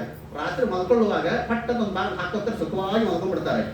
2 ಬಾಗಿಲಿದ್ದವರಿಗೆ ಸ್ವಲ್ಪ ಜವಾಬ್ದಾರಿ ಜಾಸ್ತಿ ಆಗ್ತದೆ. ಹಿಂದಿನ ಬಾಗಿಲು ಹಾಕಿಗೆ ನೋಡ್ಬೇಕು, ಮುಂದಿನ ಬಾಗಿಲು ಹಾಕಿಗೆ ನೋಡ್ಬೇಕು. ದೊಡ್ಡ ಶ್ರೀಮಂತರ ಮನೆಯೊಳಗೆ 7-8 ಬಾಗಿಲು ಇಟ್ಕೊಂಡ್ಬಿಡ್ತಾರೆ. ಮ್ಯಾನ್ ಬಾಗಿಲ ತಳಗ ಬೆಳತಂಗವ್ರಿಗೆ ಬಾಗಿಲು ಹಾಕೋದೇ ಆಗ್ತದೆ ಅವರು. ಯಾಕಂದ್ರೆ ಹೆದರಿಕೆ ಎಷ್ಟು, ಬಾಗಲಗಳು ಎಷ್ಟು ಇದ್ದಂತೆ ಇದ್ದಷ್ಟು ಹೆದರಿಕೆ ಜಾಸ್ತಿ ಆಗ್ತದೆ. ಯಾವ ಭಾಗ ಶಬ್ದ ಯಾವ ಮೂಲೆಯಲ್ಲಿ ಯಾವ ಭಾಗ ಶಬ್ದ ಆಗ್ತದೋ ಏನೋ ಗೊತ್ತಿಲ್ಲ, ಹೆದರಿಕೆ ಜಾಸ್ತಿ. ಹೀಗಾಗಿ ಎಲ್ಲಾ ಭಾಗ ಭದ್ರ ಹಾಕಿಕೊಂಡು ಬಂದು ಮಲ್ಕೊಳ್ಬೇಕಲ್ಲ. ಹಾಗೆ ಈ ದೇಹ ಅಂತನ್ನೋ ಈ ನನ್ನ ಮನೆಗೆ ಒಂದಲ್ಲ ಎರಡಲ್ಲ 9 ಬಾಗಿಲು ಅವ ಇವತ್ತು. ಆ 9 ಬಾಗಿಲನ್ನು ಹಾಡು ಹೊಡೆದು ಮಲ್ಕೊಂಡ್ಬಿಟ್ಟಿನಿ ನಾವು ಒಳಗಡೆಗೆ. ಇನ್ನು ಕಳ್ಳರು ಬರಲಾರ್ದು ಇರೋಕ್ಕೆ ಸಾಧ್ಯನಾ? ಎಲ್ಲಾ ಕಡೆಯಿಂದ ಕಳ್ಳರು ಬಂದು ಒಳಗೆ ನುಗ್ಗುತ್ತಾ ಇದ್ದಾರೆ. ನಾನು ಮಾತ್ರ ಸುಖವಾಗಿ ಸ್ವಪತಿ ನಿಶ್ಚಿಂತನಾಗಿ ನಾನು ಮಲ್ಕೊಂಡ್ಬಿಟ್ಟಿದ್ದೇನಲ್ಲ. ಅದಕ್ಕಾಗಿ ಭಾಗವತ ಪುರಂಜನೋಪಾಖ್ಯಾನ ನಮಗೆ ಎಚ್ಚರಿಸ್ತಾ ಇದೆ, ನೀನು ಎಷ್ಟು ಜವಾಬ್ದಾರಿಯಿಂದ ಇರಬೇಕು. ಅದ್ಭುತವಾಗಿರ್ತಕ್ಕಂಥ ಸಾಧನ ಶರೀರವನ್ನು ಪರಮಾತ್ಮ ಕೊಟ್ಟಿದ್ದಾನೆ. ಅದರಿಂದ ನೀವು ಸಾಧನೆಯನ್ನು ಮಾಡೋಕ್ಕೆ ಹೊರತಾಗಿ ಈ ರೀತಿಯಾಗಿರ್ತಕ್ಕಂಥ ಬರೀ ಕರ್ಮದಲ್ಲಿ ಬೀಳಬೇಡಪ್ಪ, ಜ್ಞಾನ ಮಾರ್ಗದಲ್ಲಿ ಬೀಳಬೇಕು ಅಂತ ಯಾವ ನಾರದರು ಪುರಂಜನಿಗೆ ಪುರಂಜನೋಪಾಖ್ಯಾನದ ಮೂಲಕವಾಗಿ ಎಚ್ಚರಿಕೆಯನ್ನು ಕೊಡ್ತಾ ಇದ್ದಾರೆ ಎನ್ನುವ ಕಥಾಭಾಗವನ್ನು ತಿಳಿಸಿಕೊಡ್ತಾ ಮುಂದೆ ಪ್ರತ್ಯೇತಸರ ಕಥೆಯನ್ನು ಮುಂದೆ ತಿಳಿಸಿಕೊಡ್ತಾ ಸ್ವಯಂಭುವ ಮನುವಿನ ಕೊನೆಯ ಇನ್ನೊಬ್ಬ ಮಗನ ಚರಿತ್ರೆ ಉಳಿತು, ಪ್ರಿಯವ್ರತನ ಚರಿತ್ರೆ. ಅಂತಹ ಯಾವ ಪ್ರಿಯವ್ರತ ಉತ್ಥಾನಪಾದನ ಚರಿತ್ರೆ ಆಯಿತು. ಪ್ರಿಯವ್ರತನ ಕಥೆಯನ್ನು ಹೇಳ್ತಾರೆ. 5ನೇ ಸ್ಕಂದವನ್ನು ಪ್ರಾರಂಭವನ್ನು ಮಾಡುವಾಗ ಪ್ರಿಯವ್ರತ ಇವನಿಗೆ ನಾರದರ ಶಿಷ್ಯ. ಇವನು ನಾರದರ ಶಿಷ್ಯ. ನನಗೆ ಮದುವೆನೇ ಬೇಡ ಅಂತ ಕೂತ್ಬಿಟ್ಟಿದ್ದ ಇವನು. ಮದುವೆ ಬೇಡ, ಕೇವಲವಾಗಿ ನಾನು ಸನ್ಯಾಸಿ ಆಗ್ತೇನೆ, ಸಾಧನೆ ಮಾಡ್ತೇನೆ ಅಂತ ಎಲ್ಲರೂ ಬಂದು ಹೇಳಿದರು. ಕೊನೆಗೆ ಬ್ರಹ್ಮದೇವರೇ ಬಂದು ಹೇಳಬೇಕಾಯ್ತಂತೆ ಇವನಿಗೆ, ನೋಡಪ್ಪ ಯಾರ್ಯಾರಿಗೆ ಯಾವುದರ ಮೂಲಕವಾಗಿ ಸಾಧನೆ ಆಗಬೇಕು ಹಾಗೆಯೇ ಆಗಬೇಕು. ನಿನ್ನ ಇದರಲ್ಲಿ ಮದುವೆನೇ ಆಗ ಗೃಹಸ್ಥನಾಗಿಯೇ ನೀನು ಸಾಧನೆ ಆಗಬೇಕು, ಮದುವೆ ಮಾಡಿಕೋ ಅಂತ ಹೇಳಿದರು. ಸರಿ ಆಯಿತು ಅಂತ ಹೇಳಿ ಯಾವ ವಿಶ್ವಕರ್ಮನ ಮಗಳನ್ನ ಮದುವೆನ ಮಾಡ್ಕೊಳ್ತಾನೆ. ಯಾವ ಪ್ರಿಯವ್ರತನ ಮಗನಾಗಿ ಅಗ್ನಿತ್ರ ಬರ್ತಾನೆ. ಅಗ್ನಿತ್ರನ ಮಗನೇ ನಾಭಿಯ ಮಗನಾಗಿ ಬರ್ತಾನೆ ಮೇರುದೇವಿ. ನಾಭಿ ಮತ್ತು ಮೇರುದೇವಿ ಸಾಕ್ಷಾತ್ ಮತ್ತೆ ಪರಮಾತ್ಮನ ಅವತಾರ, ವೃಷಭನಾಮಕ ಪರಮಾತ್ಮನ ಅವತಾರ ಇಲ್ಲಿ ಆಗ್ತಾ ಇದೆ. ಅಕಸ್ಮಾತಾಗಿ ಪ್ರಿಯವ್ರತ ಮದುವೆನೇ ಮಾಡ್ಕೊಳ್ಳದೆ ಹೋಗಿದ್ದರೆ ಈ ವೃಷಭನ ಅವತಾರವೇ ಪರಮಾತ್ಮನ ಅವತಾರ ಆಗ್ತಾ ಇರಲಿಲ್ಲ ಅವನ ಜನ್ಮದಲ್ಲಿ. ಅಂತಹ ಯಾವ ವೃಷಭನಾಮಕ ಪರಮಾತ್ಮ ಅವನಿಗೆ ಒಟ್ಟು ಜಯಂತಿ, ಇಂದ್ರನ ಮಗಳಾದ ಜಯಂತಿಯನ್ನು ಮದುವೆಯನ್ನು ಮಾಡಿಕೊಂಡ ವೃಷಭ 100 ಜನ ಮಕ್ಕಳಾಗಿ ಬರ್ತಾ ಇದ್ದಾರೆ ನಮಗೆ ಪರಮಾತ್ಮನಿಗೆ. 100 ಜನ ಮಕ್ಕಳಾಗಿ ಬಂದರೆ ಹಿರಿಯ ಮಗನೇ ಭರತ ಅಂತ ಭರತ ಚಕ್ರವರ್ತಿಯ ಚರಿತ್ರೆಯನ್ನು ಹೇಳ್ತಾರೆ. ವೃಷಭೋಪಾಖ್ಯಾನ ಅಂತ ಸುಂದರವಾದ ವ್ಯಾಖ್ಯಾನವೇ ಇದು ಕೂಡ. 100 ಜನ ಮಕ್ಕಳನ್ನು ಕೂಡಿಸಿಕೊಂಡು ಅವನು ಉಪದೇಶವನ್ನು ಮಾಡ್ತಾನೆ. ಏನು ಉಪದೇಶ? ಮಹತ್ ಸೇವಾಂ ದ್ವಾರಮಾಹು ವಿಮುಕ್ತಿ ತಮೋ ದ್ವಾರಂ ಘೋಷಿತಾಂ ಸಂಗಿ ಸಂಗಮ್. 2 ದ್ವಾರಗಳಲ್ಲಿ 2 ಬಾಗಿಲದ ಪರಿಚಯವನ್ನು ಮಾಡಿಕೊಟ್ಟ. ಮಹತ್ ಸೇವಾಂ ದ್ವಾರಮಾಹು ವಿಮುಕ್ತಿ. ನೀನು ಮುಕ್ತಿಗೆ ಬೇಕಾ ತಮಸ್ಸಿಗೆ ಬೇಕಾ? ಮುಕ್ತಿಗೆ ಒಂದು ಮಾರ್ಗ ಇದೆ, ತಮಸ್ಸಿಗೆ ಒಂದು ಮಾರ್ಗ ಇದೆ. ಮುಕ್ತಿಯ ಮಾರ್ಗವೇ ಮಹತ್ ಸೇವಾ, ಸಜ್ಜನರ ಸಂಘ ಮಹತ್ ಸೇವಾ. ಇದು ಮುಕ್ತಿಗೆ ಮಾರ್ಗವಾದರೆ ತಮೋದ್ವಾರಂ ಯೋಷಿತಾಂ ಸಂಗಿ ಸಂಘ, ದುಷ್ಟ ಸ್ತ್ರೀಯರ ಸಂಘ ಅಂತಂದು ತಮೋದ್ವಾರಕ್ಕೆ ಇದು ತಮಸ್ಸಿಗೆ ದ್ವಾರವಾಗತ್ತೆ. ನಾಯಂ ದೇಹೋ ದೇಹ ಭಾಜ ಅಂತ ಲೋಕೆ. ಬಹಳ ಆಶ್ಚರ್ಯವಾದ ಪ್ರಸಂಗಗಳನ್ನು ನಾವು ನೆನಪು ಮಾಡ್ಕೊಳ್ಬೇಕು. ನಾವೆಲ್ಲ ಇವತ್ತು ಟಿವಿ ನೋಡುವವರ ಎಲ್ಲ ಟಿವಿಯಿಂದ ಕೊಡೋರೇ ಇದ್ದೀವಿ. ನೀವು ಟಿವಿ ನೋಡುವಾಗ ಎಷ್ಟು ಅಡ್ವರ್ಟೈಸ್ಮೆಂಟ್ಗಳು ಬರ್ತಾವೆ ನೋಡ್ತಿರಲ್ಲ, ಜಾಹೀರಾತುಗಳು, ಸಾವಿರ ಜಾಹೀರಾತುಗಳನ್ನು ನಾವು ಇವತ್ತು ನೋಡ್ತೀವಿ. ಎಲ್ಲಾ ಜಾಹೀರಾತುಗಳಲ್ಲಿ ನೋಡ್ರಿ ನೀವು, ಅದು ಒಂದು ಸಣ್ಣ ಒಂದು ಪೇಸ್ಟ್ ಇರೋದು, ಇದರಲ್ಲಿ ಉಪ್ಪು ಇದೆಯಾ, ರುಚಿ ಇದೆಯಾ ಏನು ಹೇಳ್ತಾರೆ ಅದೆಲ್ಲ. ಒಂದು ಸಣ್ಣ ಪೇಸ್ಟ್ ಇದೆಯೋ, ಒಂದು ಬ್ರಷ್ ಇದೆಯೋ, ಒಂದು ಬಿಸ್ಕೆಟ್ ಇದ್ದೋ, ಒಂದು ಹಾರ್ಲೆಕ್ಸ್ ಇದೋ, ಏನೇ ಅಡ್ವರ್ಟೈಸ್ ಇದ್ದರೂ ಕೂಡ ಅದ್ರಲ್ಲಿ ಏನು ಅಡ್ವರ್ಟೈಸ್ ಇರ್ತದೆ ಹೇಳಿ ನೋಡೋಣ. ಇದು ನಮ್ಮ ಕಂಪನಿಯಿಂದ ತಯಾರು ಮಾಡಿದ್ದು, ಇದರ ಮೇಲೆ ವಿಶ್ವಾಸ ಇಡಿ, ಇದು ಬಹಳ ದಿನ ಬಾಳಿಕೆ ಬರ್ತದೆ, ಇದನ್ನ ನಾವು ಗ್ಯಾರಂಟಿ ಕೊಡ್ತೇವೆ, 1 ವರ್ಷ ಗ್ಯಾರಂಟಿ ಕೊಡ್ತೇವೆ. ಇದೇ ತಾನೇ ಅಡ್ವರ್ಟೈಸ್ ಅಂತಂದ್ರೆ ಅತ್ಯಂತ ಬಾಳಿಕೆ ಬರ್ತಕ್ಕಂಥದ್ದು, ಅತ್ಯಂತ ಶ್ರೇಷ್ಠವಾದದ್ದು, ಇದರ ಮೇಲೆ ವಿಶ್ವಾಸ ಇದೆ ಅಂತ ಹೇಳೋದೇ ಅಡ್ವರ್ಟೈಸು. ಅದು ಒಂದಾರು ಅಡ್ವರ್ಟೈಸ್ಮೆಂಟ್ನಲ್ಲಿ ನಾನು ತಯಾರು ಮಾಡಿದ ಈ ಒಂದು ವಸ್ತು ಇದು ಗ್ಯಾರಂಟಿ ಬರೋದಿಲ್ಲ, ಇದರಲ್ಲಿ ಯಾರು ವಿಶ್ವಾಸ ಇಡಬೇಡ್ರಿ, ಇದಷ್ಟು ಚೆನ್ನಾಗಿಲ್ಲ, ಇದು ಯಾರಾದ್ರೂ ಹೇಳ್ತಾರೆ. ಒಂದು ಅಡ್ವರ್ಟೈಸ್ಮೆಂಟ್ ಕೇಳಿದ್ದೀರಿ ಎಲ್ಲಾದ್ರೂ ಟಿವಿನಲ್ಲಿ? ಇಲ್ಲೂ ಇಲ್ಲ. ಅಂತಹ ಅಡ್ವರ್ಟೈಸ್ಮೆಂಟ್ ಕೊಡ್ತಕ್ಕಂಥ ಒಂದೇ ಒಂದು ಟಿವಿ ಅಂತಂದ್ರೆ ಅದೊಂದು ಭಾಗವತ. ಸಾಕ್ಷಾತ್ ಭಗವಂತ ತನ್ನ 100 ಜನ ಮಕ್ಕಳನ್ನು ಮುಂದೆ ಕೂಡಿಸಿಕೊಂಡಿದ್ದಾನೆ.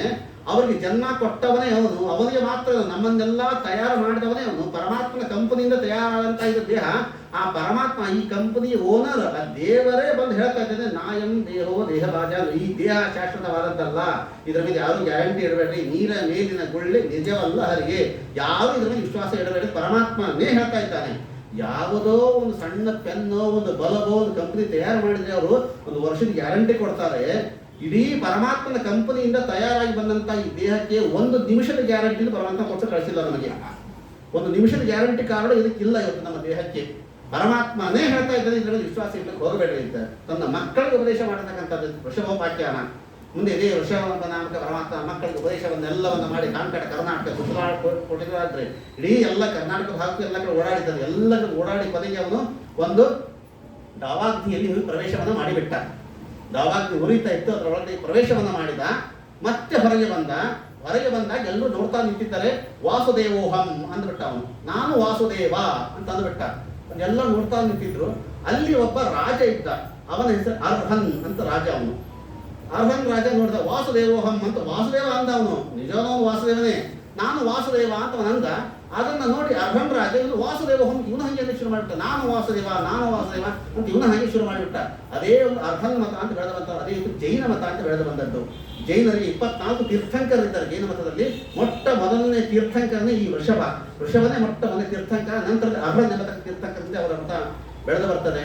ಮುಂದೆ ಯಾವ ಭರತ ಚಕ್ರವರ್ತಿಯ ಕಥೆಯನ್ನು ತಿಳಿಸಿಕೊಡ್ತಾರೆ ಅಂತ. ಭಗವದ್ ಭಕ್ತನಾಗಿರ್ತಕ್ಕಂಥ ಭರತ, ಎಲ್ಲ ಸಾಧನೆ ಮಾಡಿರ್ತಕ್ಕಂಥ ಭರತ ಕೊನೆಗೆ ಯಾವುದೋ ಒಂದು ಗಂಟಕಿ ನದಿಗೆ ಬಂದ, ಜಿಂಕೆ ಗಂಟು ಬಿದ್ದು ಬಿಡ್ತು. ಎಲ್ಲ ತ್ಯಾಗ ಮಾಡಿದ್ದ ಅವನು. ಧ್ಯಾನ ಮಾಡ್ತಾ ಆಶ್ರಮದ ಮನೆ ಕೂತಿದ್ದಾನೆ. ಗಂಡಕಿ ನದಿ ಹರಿತಾ ಇದೆ. ಒಂದು ಗರ್ಭವತಿ ಆಗಿರ್ತಕ್ಕಂಥ ಜಿಂಕೆ ಈ ದಡದಿಂದ ಓಡಾಡ್ತಾ ಇತ್ತು. ಒಂದು ಸಿಂಹ ಗರ್ಜನೆ ಕೇಳಿತು. ಅಯ್ಯೋ ಸಿಂಹ ಬಂತಲ್ಲ ಅಂತ ಈ ದಂಡೆಯಿಂದ ಆ ದಂಡೆಗೆ ಗರ್ಭವತಿಯಾದ ಜಿಂಕೆ ಹೀಗೆ ಜಂಪ್ ಮಾಡಿತು. ಆ ಮಧ್ಯದಲ್ಲೇ ಗರ್ಭಸ್ರಾವವಾಗಿ ಆ ಗಂಡಕಿ ನದಿಯೊಳಗೆ ಬಿದ್ದು ಬಿಡ್ತದೆ. ಈ ದೃಶ್ಯವನ್ನು ಭರತ ನೋಡಿದ. ಅರೆ ಇದೇನಿದು, ಈಗ ತಾನೇ ಹುಟ್ಟುತ್ತಾ ಇದೆ, ಆಗಲೇ ಮರಣನ. ಎದ್ದು ಹೋದ, ಗಂಟಕಿನಲ್ಲಿ ಬಿದ್ದಂತ ಜಿಂಕೆ ತಗೊಂಡ, ದಂಡೆಯನ್ನು ನಲಗಿಸಿದ. ಅಷ್ಟು ಸಾಕಾಗಿತ್ತು ಅವ ಮಾಡಿದ್ದು. ಆದ್ರೆ ಅವನು ಏನು ವಿಚಾರ ಬಂತು, ಯಾರಾದ್ರೂ ಕ್ರೂರ ಪ್ರಾಣಿ ಬಂದು ತಿಂದ್ರೆ ಗತಿ ಏನು, ಇನ್ನದಕ್ಕೆ ಕಾಲು ಬಂದಿಲ್ಲ, ಕಾಲು ಬರೋವರೆಗೂ ನಮ್ಮ ಆಶ್ರಮದಲ್ಲಿ ಇಟ್ಕೊಳ್ಳೋಣ ಅಂತ ಎತ್ಕೊಂಡು ಬಂದ. ಅದೇ ದೊಡ್ಡ ತಪ್ಪಾಯ್ತು ನೋಡಿ ಅವನಿಗೆ. ಆ ಜಿಂಕೆಯ ಭಾಗ್ಯ ಎಂತಹ ಭಾಗ್ಯ ಅದು. ಯಾಕೆ ಭರತ ಚಕ್ರವರ್ತಿಯಂತಹ ಕೈ ಹಿಡಿಬೇಕಾದ್ರೆ ಅದು ಹುಟ್ಟುವಾಗಲೇ ಎಲ್ಲಿ ಬಿತ್ತದು ಅಂತಂದ್ರೆ ಗಂಡಕಿ ನದಿಯೊಳಗೆ ಬಿತ್ತಲ್ಲ. ಗಂಡಕಿ ನದಿ ಅಂತಂದ್ರೆ ಸಾಲಿಗ್ರಾಮ ಕೂಡಿರ್ತಕ್ಕಂಥ ತೀರ್ಥ. ಅದು ಹುಟ್ಟುವಾಗಲೇ ತೀರ್ಥದ ಒಳಗೆ ಬಿತ್ತು. ಅದಕ್ಕಾಗಿಂತ ಭರತ ಚಕ್ರವರ್ತಿ ಅಂತ ಕೈ ಸೇರಿರ್ತದೆ ಯಾವ ಜಿಂಕೆ. ಅದರ ಮೇಲೆ ಮೋಹವನ್ನು ಇಟ್ಟುಕೊಂಡು ಕೊನೆಗೆ ಮರಣವನ್ನು ಹೊಂದುತ್ತಾ ಇದ್ದಾನೆ. ಮುಂದಿನ ಜನ್ಮ ಮತ್ತೆ ಜಿಂಕೆಯಾಗಿ ಅವನು ಹುಟ್ಟುತ್ತಾ ಇದ್ದಾನೆ. ಮತ್ತೆ ಅದರಲ್ಲಿ ಕೂಡ ಪೂರ್ವ ಜನ್ಮದ ಸಂಸ್ಕಾರ ಇತ್ತು. ಮತ್ತೆ ಗಂಟಕಿನಲ್ಲಿ ಪ್ರಾಣವನ್ನು ಇಟ್ಟು ಆ ಜಿಂಕೆ ಪ್ರಾಣವನ್ನು ಕಳೆದುಕೊಂಡಾಗ ಮುಂದೆ ಅವನೇ ಮತ್ತೆ ಭರತನಾಗಿ ಅಂಗೀರಸ ಕುಲೋತ್ಪನ್ನನಾಗಿರ್ತಕ್ಕಂಥ ಬ್ರಾಹ್ಮಣನಾಗಿ ಹುಟ್ಟಿದ. ಆ ಬ್ರಾಹ್ಮಣ ಹುಟ್ಟಿದ ಎಲ್ಲಾ ಜ್ಞಾಪಕ ಇತ್ತು ಅವನಿಗೆ ಹಿಂದಿನ ಜನ್ಮದ್ದೆಲ್ಲ. ಅದಕ್ಕಾಗಿ ಅವನು ಹೊಟ್ಟೆ ಮಾತೇ ಆಡಲಿಲ್ಲ ಅವನು. ಭರತ ಅಂದ್ರೆ ಜಡ ಭರತ ಅಂತ ಇದ್ಬಿಟ್ಟು, ಜಡ ಭರತ ಅಂತ ಇದ್ಬಿಟ್ಟಿದ್ದ ಅವನು. ಜಡದಂತೆ ಮೂಕ ಬದಿರಂತಿಪ್ಪರೋ ನೋಡ್ಪ ಜಾನಾಕಿ, ಮಹಾಜ್ಞಾನಿ. ಕೊನೆಗೆಲ್ಲ ಮನೆ ಬಿಟ್ಟು ಹೊರಗೆ ಬಂದುಬಿಟ್ಟ ಅವನು. ಕೊನೆಗೆ ದೇವಿ ಬಲಿ ಕೊಡಬೇಕು ಅಂತ ಹೋದಾಗ ಅಲ್ಲಿಂದ ಕೂಡ ರಕ್ಷಿತನಾಗಿ ಬಂದ. ಮುಂದೆ ಒಂದು ಬಾಯಿ ತೆರೆಯುವ ಒಂದು ಪ್ರಸಂಗ ಬಂತು. ಅದೇ ರಘುಗಣ ಮಹಾರಾಜ ಅಂತ. ರಘುಗಣ ಮಹಾರಾಜ ಬಂದಾಗ ಪಲ್ಲಕ್ಕಿಯನ್ನು ಅಸ್ತವ್ಯಸ್ತವಾಗಿ ಬರ್ತಾ ಇದ್ದ. ಆ ಸಂದರ್ಭದಲ್ಲಿ ಅವನು ಇದು ಭವಾಟವಿ ವರ್ಣನ ಅಂತ ಹೇಳ್ತಾರೆ. ಅದಕ್ಕೆ ಕಥೆ ಎಲ್ಲರಿಗೂ ಗೊತ್ತಿದೆ. ಪಲ್ಲಕ್ಕಿಯನ್ನು ಹೊತ್ತಿದ್ದ, ಅಸ್ತವ್ಯಸ್ತ ಬರ್ತಾ ಇದ್ದ, ಬೈದ. ಆಮೇಲೆ ಇವನ ಒಂದು ನಿಜವಾಗಿರತಕ್ಕಂತಹ ಜ್ಞಾನವನ್ನು ಕಂಡು ಪಲ್ಲಕ್ಕಿಂದ ಕೆಳಗೆ ಇಳಿದ, ಸಾಷ್ಟಾಂಗ ನಮಸ್ಕಾರವನ್ನು ಮಾಡಿದ. ರಘುಗಣ ಮಹಾರಾಜ ಒಂದೇ ಒಂದು ಮಾತನ್ನು ಹೇಳ್ತಾನೆ, ಹೇ ಬ್ರಾಹ್ಮಣ, ನಾನು ಯಮಲೋಕಕ್ಕೆ ಕಳಿಸ್ತೇನೆ ಅಂತ ನಾನು ಹೇಳಿದ್ದಲ್ಲ, ನಿಜವಾಗಿ ನಾನು ಯಾವುದಕ್ಕೆ ಹೆದರ್ತೇನೆ ಗೊತ್ತಾ ನಾನು? ಅವನು ಹೇಳ್ತಾನೆ, ಅವನು ನಕ್ಷತ್ರ ಶೂಲ ನ ಯವಸ್ಯ ದಂಡ ನ ಅಗ್ನಿ ಅರ್ಕ ಸೋಮ ಮಿತ್ತ ಪಾಸ್ತ್ರವು ಶಂಕೆ ಭಷಂ ಬ್ರಹ್ಮ ಕುಲಾವಮಾನ. ನಾ ಯಾವ ಯಮನ ಪಾಶಕ್ಕೆ ಹೆದರೋದಿಲ್ಲ, ನಾ ಯಾವ ವಜ್ರಾಯುಧಕ್ಕೆ ಹೆದರೋದಿಲ್ಲ, ಯಾವುದೇ ಅಗ್ನಿಗೆ ಹೆದರೋದಿಲ್ಲ. ಯಾಕೆಂದ್ರೆ ಇವು ಯಮನ ಪಾಶ, ತ್ರಿಶೂಲ, ವಜ್ರಾಯುಧ ಇವೆಲ್ಲ ಕೂಡ ನನ್ನ ಒಬ್ಬನನ್ನ ಮಾತ್ರ ಕೊಲ್ಲತ್ತೆ. ಆದರೆ ಬ್ರಹ್ಮ ಕುಲಾವಮಾನ, ಒಬ್ಬ ಬ್ರಾಹ್ಮಣನ ಶಾಪ ಏನಾದರೂ ಬಂತು ಅಂತಂದ್ರೆ ಅದು ನನ್ನ ಒಬ್ಬನನ್ನಲ್ಲ, ಇಡೀ ನನ್ನ ಕುಲವನ್ನೇ ನಾಶ ಮಾಡುತ್ತದು ಅಂತ ಬ್ರಾಹ್ಮಣ ಕುಲಕ್ಕೆ ನಾನು ಹೆದರ್ತೇನೆ. ಮುಂದೆ ಕಪಿಲ ಋಷಿಗಳ ಹತ್ರ ಆಶ್ರಮಕ್ಕೆ ಅವನು ಹೊಂಟಿದ್ದ ಉಪದೇಶಕ್ಕೋಸ್ಕರ. ನೀನೇ ಉಪದೇಶ ಮಾಡಬೇಕು ಅಂತ ಅವನ ಮುಂದೆ ಕೊಡ್ತಾ ಇದ್ದ. ಯಾವ ಈ ಜಡಭರತ ರಘುಗಣನಿಗೆ ಉಪದೇಶವನ್ನು ಮಾಡ್ತಾನೆ. ಅದ್ಭುತವಾದ ಉಪದೇಶ ಇದು ಕೂಡ. ಭವಾಟವಿ ವರ್ಣನ ಅಂತ. ಸಂಸಾರ ಎಂಬತಕ್ಕಂತಹ ಅರಣ್ಯ ಎಂತಹ ಭಯಾನಕವಾದದ್ದು ಅನ್ನೋದನ್ನು ವರ್ಣನೆ ಮಾಡ್ತಾರೆ ಯಾವ. ಅದಕ್ಕಾಗಿ ಮನೆಯನ್ನು ಬಿಟ್ಟು ಬಂದ ಮಹಾನುಭಾವ ಜಡಭರತರು. ನಾವು ಎಲ್ಲಿ ಯಾವುದನ್ನ ಪ್ರೀತಿ, ಯಾವುದನ್ನ ಹೇಳ್ತೀವಿ, ನಾವು ಎಲ್ಲಿ ಭಯ ಇದೆ, ಎಲ್ಲಿ ಭಯ ಇಲ್ಲ ಅಂತ ನಮ್ಮ ತಿಳುವಳಿಕೆಯನ್ನು ತಂದು ಕೊಡ್ತಾರೆ ಜಡಭರತರು. ನಾವೇನು ಅನ್ಕೊಂಡಿದ್ದೇವೆ, ಕಾಡಿನಲ್ಲಿ ಹೋದ್ರೆ ನಮಗೆ ಬಹಳ ಭಯ ಇದೆ, ಕಾಡಿಗೆ ಹೋದ್ರೆ ಯಾರೋ ಕಳ್ಳರು ಬರ್ತಾರೆ, ನಮ್ಮ ಹಣದ ಗಂಟನ್ನು ಕಿತ್ತುಕೊಳ್ತಾರೆ, ಇನ್ನು ಯಾರೋ ಬರ್ತಾರೆ ಚಾಕು ಹಾಕ್ತಾರೆ. ಕಾಶ್ಮೀರದಲ್ಲಿ ಭಯ ಇದೆ, ಏನೇನೋ ನಾವು ಅನ್ಕೊಳ್ತೇವೆ, ಆದ್ರೆ ಎಲ್ಲಿಯೂ ಭಯ ಇಲ್ಲ ಅಂತ ಹೇಳ್ತಾರೆ ಜಡಭರತ ಹೇಳೋದು. ಎಲ್ಲಿಯೂ ಭಯ, ಕಾಡಿನಲ್ಲಿ ಭಯ ಇಲ್ಲ. ನಿಜವಾಗಿರತಕ್ಕಂತಹ ಕಳ್ಳರು ಎಲ್ಲಿದ್ದಾರೆ ಅಂತಂದ್ರೆ ನಮ್ಮ ಮನೆ ಒಳಗೇ ಇದ್ದಾರೆ ಕಳ್ಳರು. ಕಳ್ಳರು ಹೆಂಗೆ ಇವರು ಅಡವಿಯಲ್ಲಿರ್ತಕ್ಕಂತಹ ಕಳ್ಳರು ಏನ್ ಕಿತ್ಕೊಂಡು ಹೋಗ್ತಾರೆ, ಅವರು ಭಾಳಂದ್ರೆ ಬಂಗಾರದ ಚೈನ್ ಕಿತ್ಕೊಂಡು ಹೋದಾರು, ಹಣ ಕಿತ್ಕೊಂಡು ಹೋದಾರ ಅಷ್ಟೇ ಅಲ್ವಾ. ಆ ಕಳ್ಳರು ಮುಖ್ಯ ಅಲ್ಲ, ಮನೆ ಒಳಗಿರ್ತಕ್ಕಂಥ ಕಳ್ಳರು ಇರ್ತಾರಲ್ಲ, ಇವ್ರನ್ನ ಪುಣ್ಯದ ಗಂಟನ್ನೇ ಕಿತ್ಕೊಂಡು ಹೋಗ್ತಾ ಇರ್ತೀವ್ರು. ಅಂತಹ ಕಳ್ಳರಿರ್ತಾರೆ ಮನೆಯೊಳಗಡೆಗೆ. ಹೆಂಗಿದ್ದಾರ ಅವ್ರು ಅಂದ್ರೆ, ಭಗವಂತ ಎಷ್ಟು ಮೋಸ ಮಾಡ್ತಾನೆ ನಮಗೆ ಅಂತಂದ್ರೆ, ಶತ್ರುಗಳನ್ನು ನಮಗೆ ದೂರವಾಗಿ ಕೈಯಲ್ಲಿ ಕತ್ತಿ ಹಿಡ್ಕೊಂಡು, ಬಿಲ್ಲು ಬಾಣ ಹಿಡ್ಕೊಂಡು, ಕೈಯಲ್ಲಿ ಬಂದೂಕು ಹಿಡ್ಕೊಂಡು ನಮ್ಮ ಹತ್ರ ಕಳಿಸೋದಿಲ್ಲ. ಹೆಂಗೆ ಕಳಿಸ್ತಾನ ಶತ್ರುಗಳನ್ನು ನಮ್ಮ ಹತ್ರ ಅಂತಂದ್ರೆ, ಪ್ರೀತಿಯಾಗಿ ತಾಳಿ ಕಟ್ಟಿಸಿಕೊಂಡು ಹೆಂಡತಿ ಮೂಲಕವಾಗಿಯೇ ಕಳಿಸ್ತಾನಂತೆ, ತಾಯಿ ಮೂಲಕವಾಗಿಯೇ ಕಳಿಸ್ತಾನೆ, ತಂದೆಯ ಮೂಲಕವಾಗಿ ಕಳಿಸ್ತಾನೆ. ಇವರೆಲ್ಲ ಯಾರು? ಅದನ್ನು ಹಣ ಕಿತ್ಕೊಳ್ಳೋರಲ್ಲ, ನಮ್ಮ ಪುಣ್ಯ ಕಿತ್ಕೊಳ್ಳೋರು. ಮಗು ಏನಾದ್ರು ಅಪ್ಪ ಅಮ್ಮ ಆಯ್ತು ಸ್ವಾಮಿಗಳು ತುಂಬಾ ಚೆನ್ನಾಗಿ ಹೇಳಿದ್ದಾರೆ, ನಾನು ಏಕಾದಶಿ ಉಪವಾಸ ಮಾಡ್ತೇನೆ ಅಂತ ಹೇಳುತ್ತೆ ಪಾಪ ಮಗು. ತಾಯಿ, ನಿಮ್ಮ ಅಪ್ಪನೇ ಮಾಡಲ್ಲ, ನೀನು ಮಾಡ್ತೀನಿ, ಅವಲಕ್ಕಿ ತಿನ್ನು, ಅವಲಕ್ಕಿ ತಿನ್ನು ಅಂತ ಹೇಳೋದು ಪ್ರೀತಿ ಅದು ಅಲ್ವಾ. ತಾಯಿಯ ಪ್ರೀತಿ ಸ್ವಲ್ಪ ಕಿಚಡಿ ತಿಂದು ಸಾಕ್ತೀನಿ, ಅಕ್ಕಿ ಉಸಿರು ಹುರುಳು ಹಾಕ್ತೀನಿ ಅಂದ್ರೆ ಏನು ನಡೀತದೆ. ಹಾಲಿಗೆ ಏನೂ ದೋಷ ಇಲ್ಲ, ಹಾಲಿಗೆ ಏನು ಇರೋದೇ ಇಲ್ಲ, ದೋಷ ಇಲ್ಲ, ದೋಷ ನಮಗಿರೋದು ಅದು, ಅದಕ್ಕೆ ದೋಷ ಇಲ್ಲ, ಇದಕ್ಕೆ ದೋಷ ಇಲ್ಲ ಅಂತೇಳಿ ಮಕ್ಕಳ ಮೇಲೆ ಪ್ರೀತಿಯಿಂದ ಏನೋ ನಾವೆಲ್ಲ ಮಾಡಿ ಮಾಡಿ ಮಾಡಿ ಮಾಡಿ ಕೊಡ್ತೇವಲ್ಲ. ಇಂತಹ ಕಳ್ಳರು, ಮಹಾ ಕಳ್ಳರು ಅಂತ ಇವರಿಂದ ಹಾಕಿದ್ರು ಯಾರೂ ಅಲ್ಲ. ಯಾವ ಜಡಬರ್ದು ಹೇಳ್ತಕ್ಕಂಥ ಮತ್ತು ನನ್ನ ಮಾತಲ್ಲ ಅದು, ಮತ್ತು ಮನೆಗೆ ಹೋಗಿ ನನ್ನ ಬೈಲಿಕ್ಕೆ ಹೋಗ್ಬೇಡ್ರಿ. ಈ ಕಳ್ಳರದ ನೀವು ಇದೆಲ್ಲ ಹೇಳ್ತಾರೆ ಇವರು, ಜಡಬರ್ದು ಹೇಳ್ತಾರೆ. ನಾನು ಎಷ್ಟು ಸೇಫ್ ಆಗಿದ್ದೇನೆ ಗೊತ್ತಾ, ಮನೆಯಲ್ಲಿ ಭದ್ರವಾಗಿ ನಾನು ಕಲ್ಲಿನ ಕೊಟ್ಟೆ ಕಟ್ಕೊಂಡಿದ್ದೇನೆ, ಫುಲ್ ಫೈರ್ಫುಲ್ ಕಟ್ಕೊಂಡಿದ್ದೇನೆ, ಎಲ್ಲ ಕಡೆ ಬೇಲಿ ಹಾಕೊಂಡು ದೊಡ್ಡ ಬಂಗಲೆ ಕಟ್ಕೊಂಡು ಸೇಫ್ ಆಗಿ ನಾವು ಒಳಗೆ ಕೂತೀವಿ ಅಂತ ನಾವು ಹೇಳ್ಕೊತೀವಿ. ಅದು ಸೇಫ್ ಅಲ್ಲ, ನಿಜವಾದ ಒಂದು ಸೇಫ್ಟಿ ಅಲ್ಲವೇ ಅಲ್ಲ. ನೀವೇ ಸೆಕ್ಯೂರಿಟಿ ಗಾರ್ಡ್ ಕೊಡ್ಸಿರ್ತೀವಿ ನಾವು, ಅವ್ನು ಏನು ಚೆಕ್ ಮಾಡ್ತಾನವನು, ಹೊರಗಡೆ ಎಲ್ಲವೂ ಚೆಕ್ ಮಾಡ್ತಾನೆ, ಒಳಗಿರ್ತಕ್ಕಂಥ ಕಾಮ ಕ್ರೋಧಾದಿಗಳನ್ನು ಚೆಕ್ ಮಾಡ್ಲಿಕ್ಕೆ ಆಗತ್ತ ಅವನ ಕೈಯಿಂದ. ಇಷ್ಟೆಲ್ಲ ಭದ್ರವಾದ ಕೋಟೆಯನ್ನು ಕಟ್ಟಿಕೊಂಡು ಒಳಗೆ ಹೋಗುವಾಗಲೇ ಕಾಮ ಕ್ರೋಧ ಲೋಭ ಮೋಹ ಮದ ಮತ್ಸರಗಳನ್ನು ಇಟ್ಟುಕೊಂಡೇ ನೀನು ಒಳಗೆ ಹೋಗಿ ಕೂತಿ ಅಂತಾದ್ರೆ ನಿಮ್ಗೆ ಅಲ್ಲೂ ಕಳ್ಳರು ಬಿಡೋದಿಲ್ಲ. ಷಟ್ ಸಪತ್ನಯ ಅಂತ ಹೇಳಿದ್ರೆ 6 ಜನ ಹೆಂಡತಿಯರನ್ನು ಕರ್ಕೊಂಡೇ ಹೋಗ್ತೀವಂತೀವಿ. 6 ಜನ ಹೆಂಡತಿಯರು ನಮ್ಮನ್ನ ನರಕಕ್ಕೆ ಕಳಿಸತಕ್ಕಂಥ ಹೆಂಡತಿಯರು.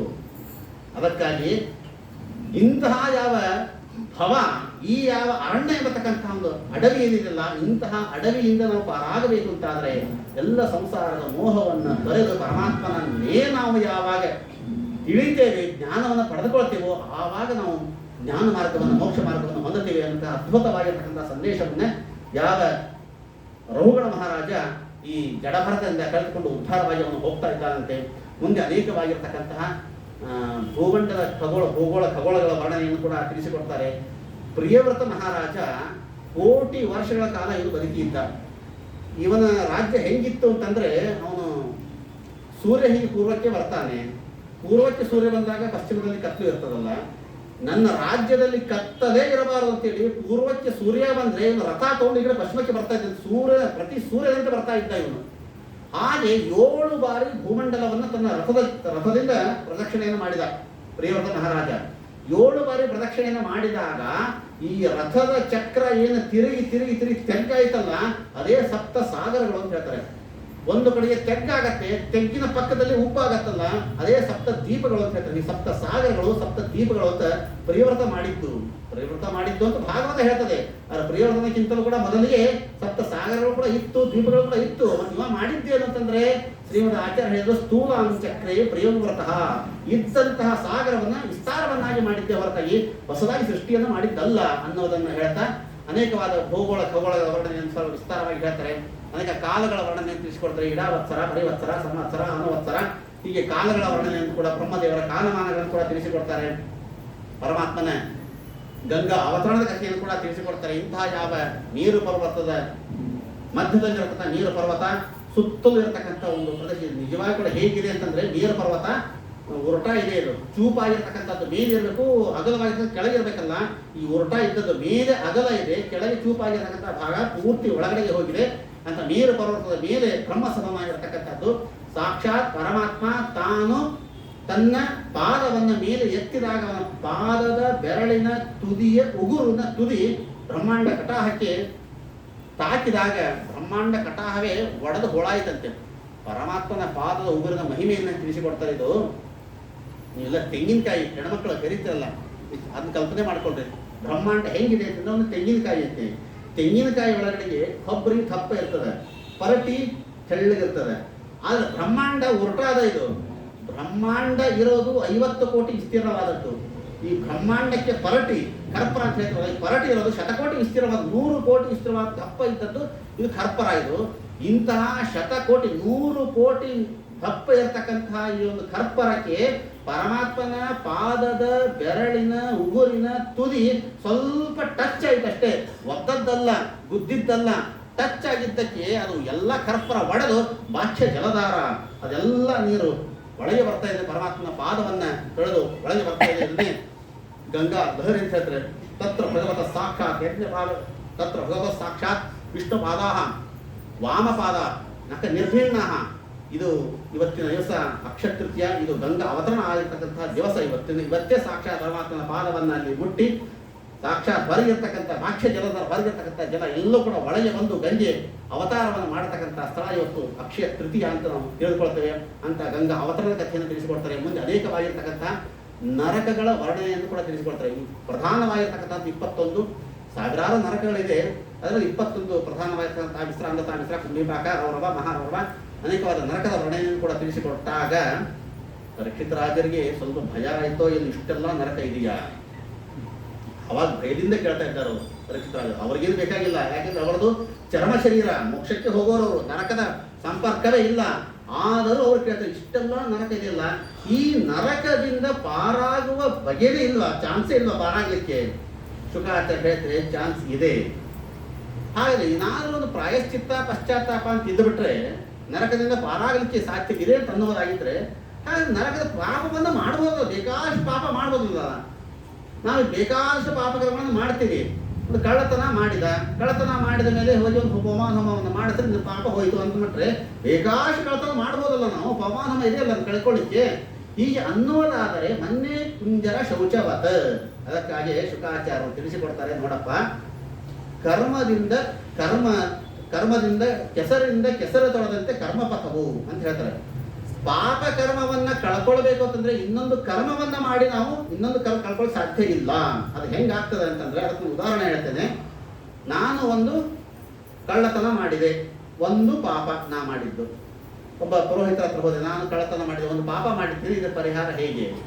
ಅವ್ರು ವಿಚಾರ ಮಾಡಿದ್ರು, ಒಂದು ಪವಮಾನ ಹೋಮ ಮಾಡಿಸ್ರಿ ಎಲ್ಲ ಪಾಪ ಹೋಗಿಬಿಡ್ತದೆ. ಸರಿ ಆಯಿತು ಅಂತೇಳಿ ಒಂದು ಪವಮಾನ ಹೋಮವನ್ನು ಮಾಡಿದೆ. ಒಂದು ಪವಮಾನ ಹೋಮವನ್ನು ಮಾಡಿದೆ, ನಾನು ಮಾಡಿದ ಒಂದು ಪಾಪ ಹೋಯಿತು. ಆದರೆ ಆ ಒಂದು ಪವಮಾನ ಹೋಮ ಮುಗಿಯೋದ್ರ ಒಳಗಾಗಿ ಒಂದು 100 ಪಾಪ ಮಾಡಿರ್ತೀನಿ ನಾನು. ಸರಿಯಾಗಿ ನಾನು ಸ್ನಾನವನ್ನು ಸರಿಯಾಗಿ ಮಾಡಿರೋದಿಲ್ಲ, ಪುರೋಹಿತರು ಬಂದಿರೋ ಸಮಯಕ್ಕೆ ಇಟ್ಟಂಗಿ ಸರಿ ತಂದಿರೋದಿಲ್ಲ, ತುಪ್ಪ ಯಾವುದೋ ಡಾಟಾ ತುಪ್ಪ ಹಾಕಿಸಿರ್ತೀನಿ, ಅಥವಾ ದಕ್ಷಿಣ